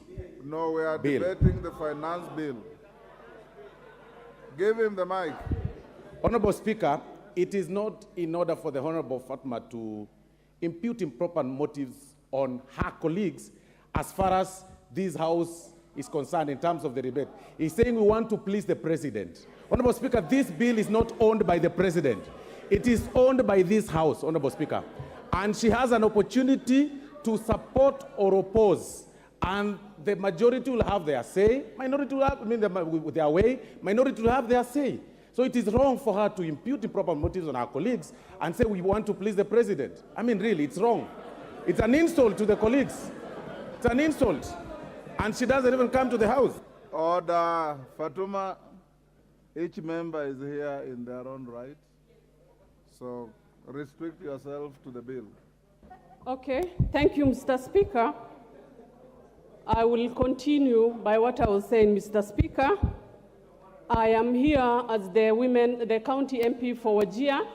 I'll speak out my mind and I'll say what I think is right, Mr. Speaker. Mr. Speaker, I'm here courtesy of the people of Wajir and I represent Kenyans equally, Mr. Speaker. Mr. Speaker, I would like to touch on the manufacturing. There is no doubt that the manufacturers are leaving Kenya, Mr. Speaker. Today's paper, we have seen the billionaires are leaving Kenyans. It has come to our attention. Most of us, we need to do something, Mr. Speaker. If you look at M-Pesa, right now the government is spying on our M-Pesa transaction, Mr. Speaker.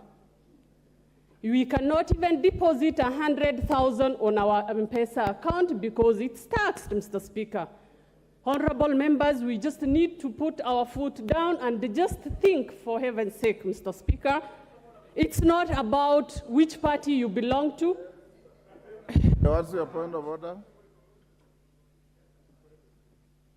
Give the mic to Honorable Kagombe. Yes, there you are. Mr. Speaker, again, I rise on standing order number 91-1.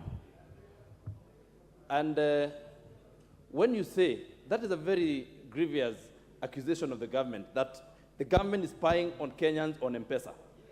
That is something that needs to be substantiated, because this House has a responsibility to debate such a breach of privacy of Kenyans, and therefore the honorable member cannot just stand here and talk about it and move on. So we need to substantiate what you're saying. Number two, we are discussing the finance bill, Mr. Speaker. And this finance bill, Mr. Speaker, has got nothing to do with the issues that she's raising. That is an issue that she can come, and she knows the way to raise such and address and such an issue to this House. A proper way of raising it through a motion or through a bill, Mr. Speaker. Thank you. Fatuma, wind up. Your time is up. Thank you, Mr. Speaker. When I talk on M-Pesa, I'm talking on technology, Mr. Speaker. I'll leave it at that, Mr. Speaker. I'll go to food security, Mr. Speaker. We are doing VAT fuel on 16%.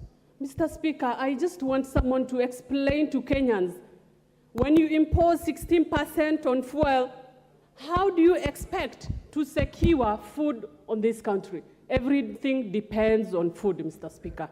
Mr. Speaker, as I sit down, because Mr. Speaker, sorry, I've been interrupted and I've forgotten a few things. Mr. Speaker, we need to earn the trust of Kenyans, Mr. Speaker. We remember what happened, the Gulwana Kulalu project, the millions and the trillions shillings that were spent on that. Mr. Speaker, as I said, we need to trust, we need to get the confidence of the Kenyan. Honorable Makilap. Thank you, Mr. Speaker. I want to state from the onset that I shall support this finance bill as a member of Finance Committee and as a member of Parliament for Baringo North. Mr. Speaker, there are puzzling events that has happened. Number one, yesterday we went close by close approving expenditure for the budget, knowing very well that this budget shall be financed through ordinary revenues and revenues that will be collected through this finance bill. Mr. Speaker, it is therefore very logical to again, attack the same finance bill that tries to raise revenue to completely be able to finance the budget for this country. Mr. Speaker, we are all Kenyans. All of us here, regardless of which political divide you come from, in this particular budget that we passed close by close yesterday, has programs that are cuts across the Republic of Kenya. How then do we finance these programs if we don't finance using our own resources? Mr. Speaker, I am a believer of Kenya. I believe that this country shall be able to move to become one of the economies of Africa, strong economies of Africa. How did these countries that have succeeded be able to finance their programs? Mr. Speaker, we can never be able to develop this country using borrowed resources. Time has come that we must finance this country using our own resources by at least a little bit sacrificing for the nation. Mr. Speaker, we met some, in this finance committee, there were about 1,500 petitions. For the first time, Mr. Speaker, I sat for more than 20 days trying to listen to professionals of high caliber who argue from left, center, right on the issues that are raised in this finance bill, Mr. Speaker. And we as a committee, Mr. Speaker, had made some proposals, Mr. Speaker, and I wonder even my good friend Wandai did not read that we made a proposal that the issue of wigs, eyelashes, and everything were deleted. We made a proposal that this must be deleted to protect the hustlers of this country, because that clause, many Kenyans who came before us felt that this is a very bad clause. Mr. Speaker, we also on rental income, Mr. Speaker, been able to make a proposal to reduce from 10 to 7.5%, so that the investors across the political divide who want to do projects on housing, Mr. Speaker, will be able to get value for their money. How else do we protect the people of Kenya, Mr. Speaker, when we reduced the housing levy from 3 to 1.5%, Mr. Speaker? We sat as a committee and be able to address the issues that were raised by Kenyans, Mr. Speaker, even including bringing in coffee. We made a proposal to zero rate export of coffee levy, Mr. Speaker. Coffee was not there. We brought in, there was only tea, zero rating on tea. But we brought in coffee because the Wanjigus of this country, Mr. Speaker, would want to benefit by actually getting maximum returns for coffee, tea, among other products that are actually grown in Kenya. Mr. Speaker, this is our country. This finance bill attempts to raise 289 to around 300 billion. Mr. Speaker, how then do we raise these programs, Mr. Speaker, and all the people of Kenya, regardless of where they live, whether they live in AZIMIO zones, they require roads, they require medicine, they require fertilizer, they require programs to lift their lives. How else do we finance and grow the economy of this country?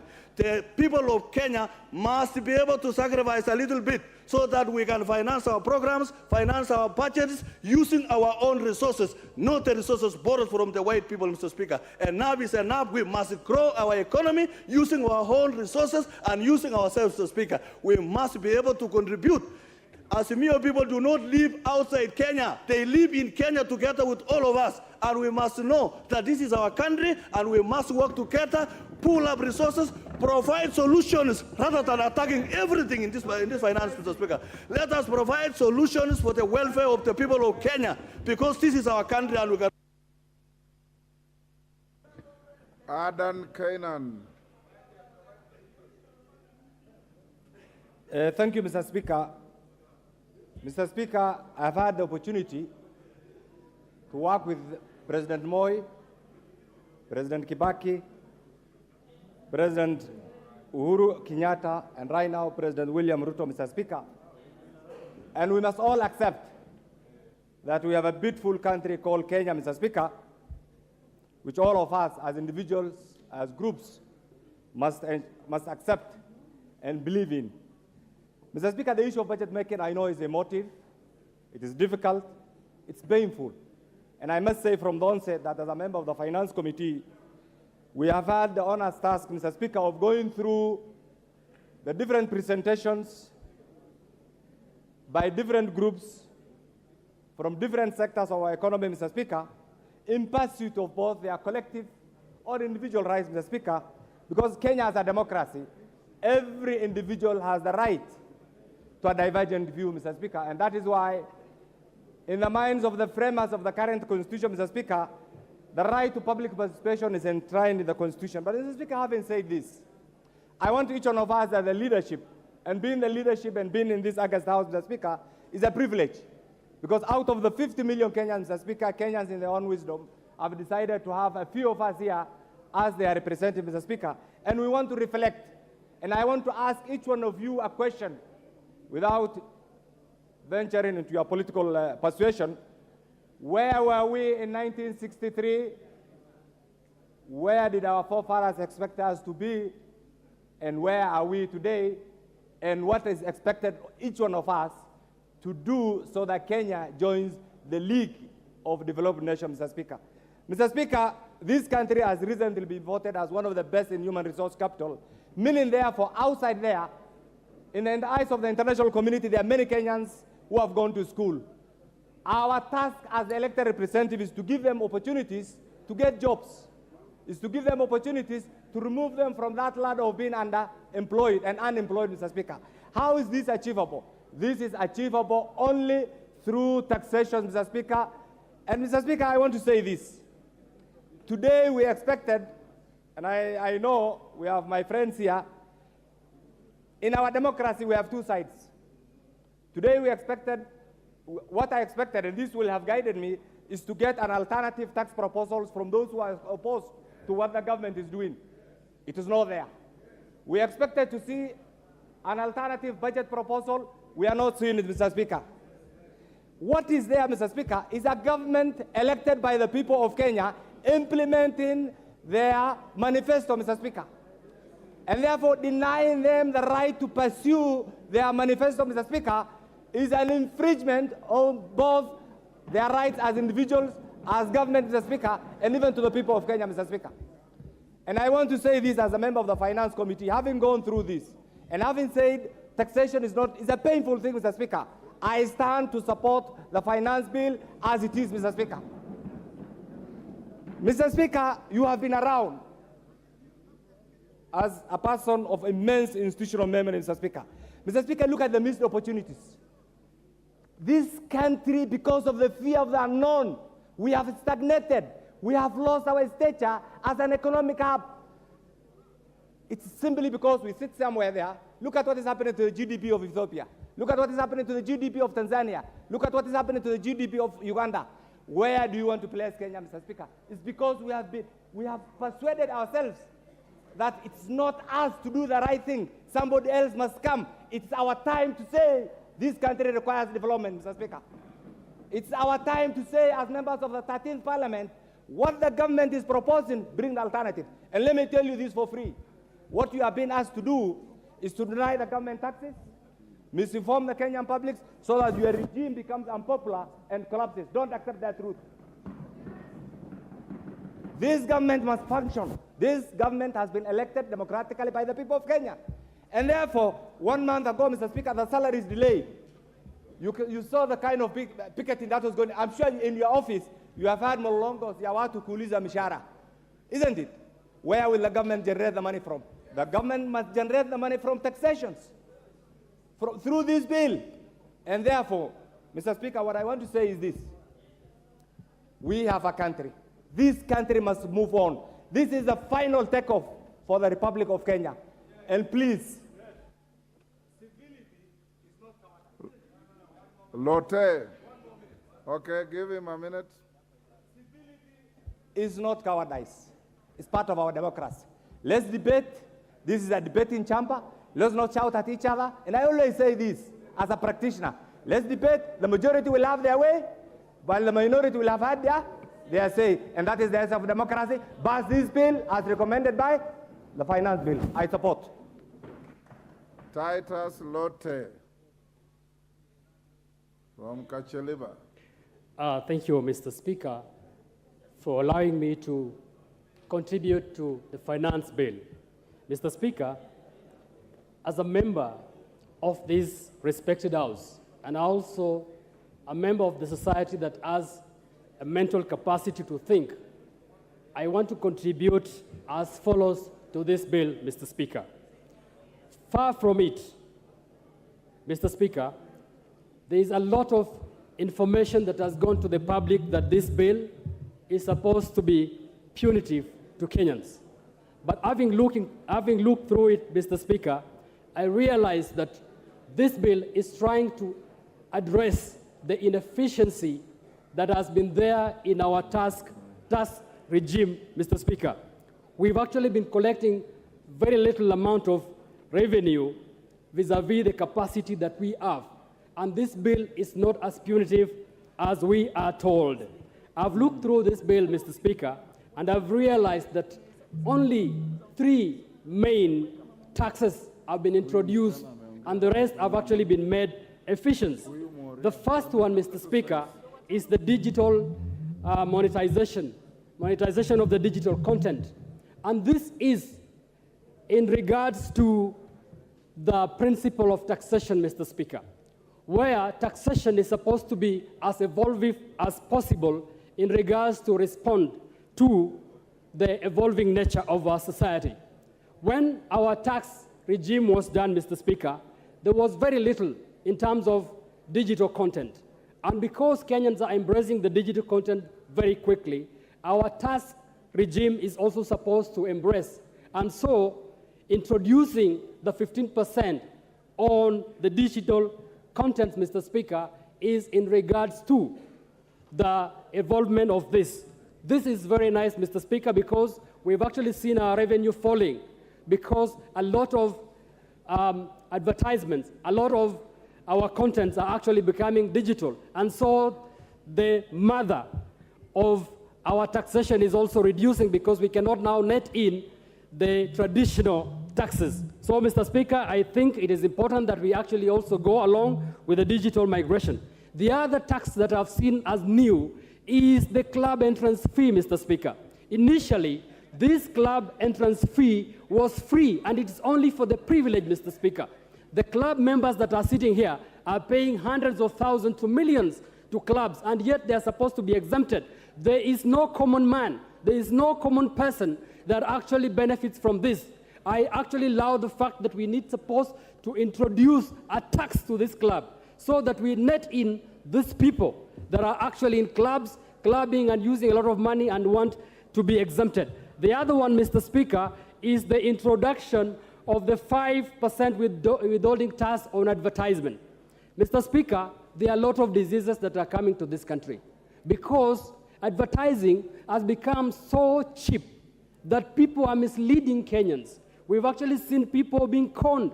We've seen people buying products that are not necessary because there is no tax on advertising. Mr. Speaker, introducing a 5% withholding tax on this will actually safeguard Kenyans from the conmen that are actually advertising if they are allowed to advertise for free. Finally, if I go to the housing, Mr. Speaker, I want to say that this country, we host the 3 main out of 10 slums in Africa. And until we actually agree to say we want to move out of the slums, we will continue premising and saying that we are not ready. We should be ready as now, Mr. Speaker. We want to move from being a country that is living in slums to a country that is supposed now to be a developed country. Mr. Speaker, if I look at the superhighway, the Thika superhighway, if I look at the SGR, I look at the Nairobi Expressway, everybody in this country, the people of Kachaliba contributed to it, Mr. Speaker, and yet they don't use it on everyday basis. So even this housing, we are all supposed to contribute to it because at the end of it all, when Kenyans get houses, whether you get it or not, it is for the common good of this country. So, Mr. Speaker, I stand to support. Thank you.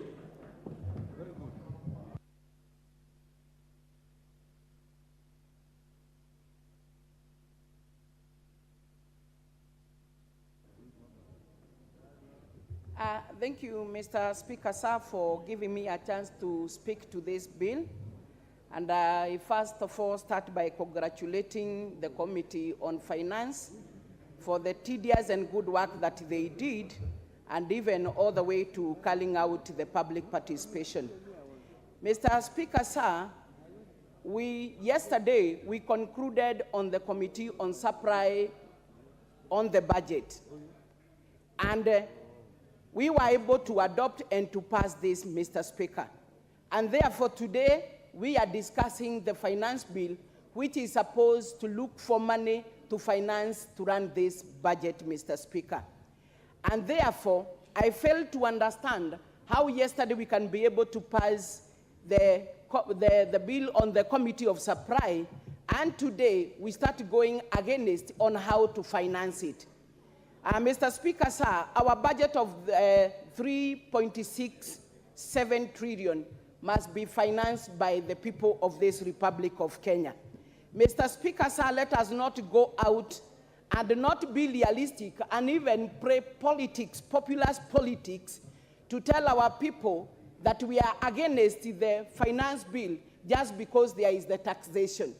Mr. Speaker, sir, there is no other way that we can be able to finance our budget other than through the taxation. Mr. Speaker, all of us, we understand that the cost of living is not good to all of us. We also understand that there is the debt that was left by the last regime, Mr. Speaker. We also understand there is unemployment and so many other.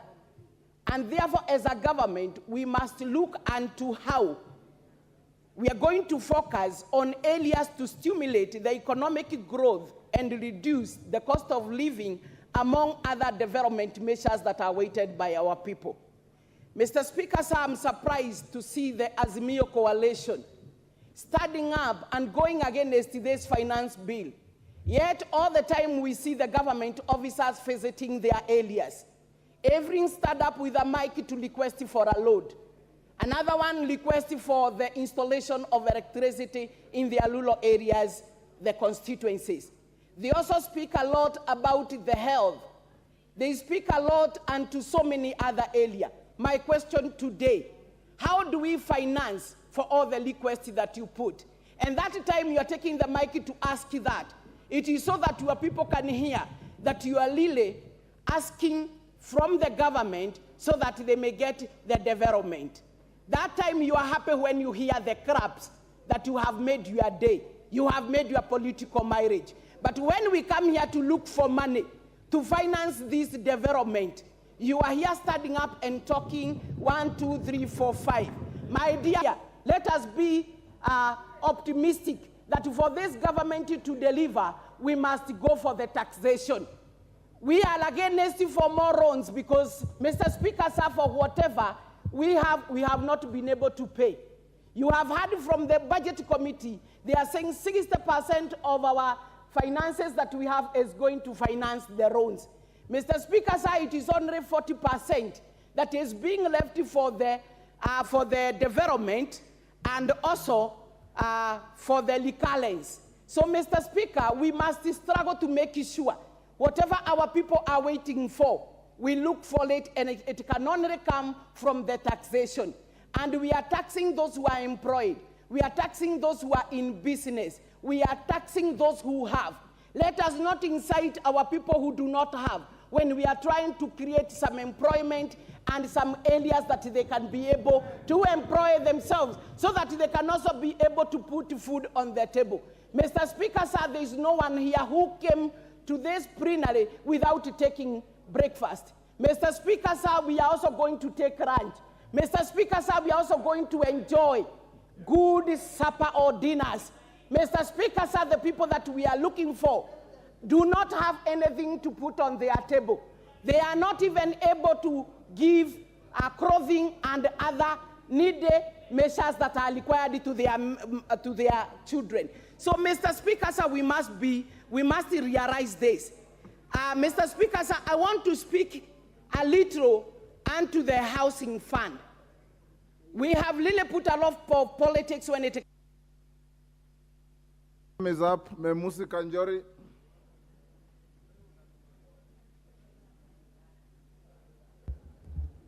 Thank you, Mr. Speaker, for giving me this opportunity to also contribute to this finance bill.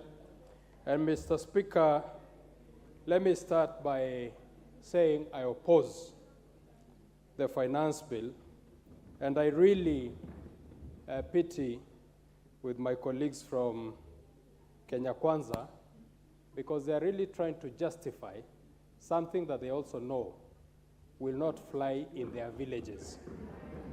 Mr. Speaker, this is a draconian and backward way of collecting revenue from our people. Honorable Speaker, as representatives of the people, I want to hear one member of parliament whose people come to him to ask for a house. I don't know, Mr. Speaker, where the executive has been informed that the priority of Kenyans is houses, Mr. Speaker. Order. Mr. Speaker, please protect me. Mr. Speaker, Order, honorable members. I'll protect you, also avoid unhelpful provocations. Thank you, Mr. Speaker. The proposal, Mr. Speaker, to collect 2,500 shillings and targeting 3 million Kenyans. Mr. Speaker, that is collecting 7.5 billion shillings a month. Honorable Speaker, 7.5 billion shillings a month. If this money was proposed to be put in education, which is an area that most of our people are in need of, if this 7.5 billion shillings was put in education, I would gladly contribute 2,500 shillings. And Mr. Speaker, the impact that money would have, 7.5 billion. If that money was given to 290 constituencies, which these members of parliament represent, each constituency will get over 25 million shillings a month. That is something that if was proposed, we would gladly support. Because, Mr. Speaker, our people need certain basic things, food being one of them. Honorable Speaker, the money that Kenyans contribute to NHIF, for example, the money that Kenyans contribute to NSSF, NHIF right now is broke. It cannot pay its expenses. NSSF, people are retiring and cannot be given their pension. You want to come and tell people who are already seeing misappropriation of money to continue contributing. Mr. Speaker, this is wrong. I see a lot of insensitivity in this government. I see a lot of cluelessness. And Mr. Speaker, let me say this. The unfortunate thing, when the UDA administration was campaigning, they appealed to the people who are desperate in this country. They appealed to the so-called hustlers. But, Mr. Speaker, the first opportunity that this government had to show that they really meant what they said, this is the first budget that they are bringing. This first opportunity that they have, they've squandered it. They've squandered it, Mr. Speaker, because the first thing that I would have wanted to see is how the loopholes of corruption will be sealed, how wastage will be sealed by this government. Mr. Speaker, if we cannot continue affording a budget of over 3 trillion shillings, what is wrong with us saying that this country can only finance 2.1 trillion shillings and not tax Kenyans to death? Mr. Speaker, I oppose. Thank you. Mishimbogo. Thank you, Honorable Speaker. Honorable Speaker, from the onset, I want to strongly oppose this finance bill. Honorable Speaker, a formula of taxation which is going to burden the Kenyans and increase the cost of living, Honorable Speaker. Honorable Speaker, increasing the fuel levy to 16%, it means the cost of production is going to be high, the cost of transportation is going to be high. It will also affect agriculture because agriculture depends on machinery and the machinery also depends on diesel and petrol power. Order, Honorable Speaker. Order, Mishimbogo, you will have 4.5 minutes. You will be the first in the afternoon. Members, you may rise. It's now 1 o'clock. We'll take a lunch break and resume at 2:30.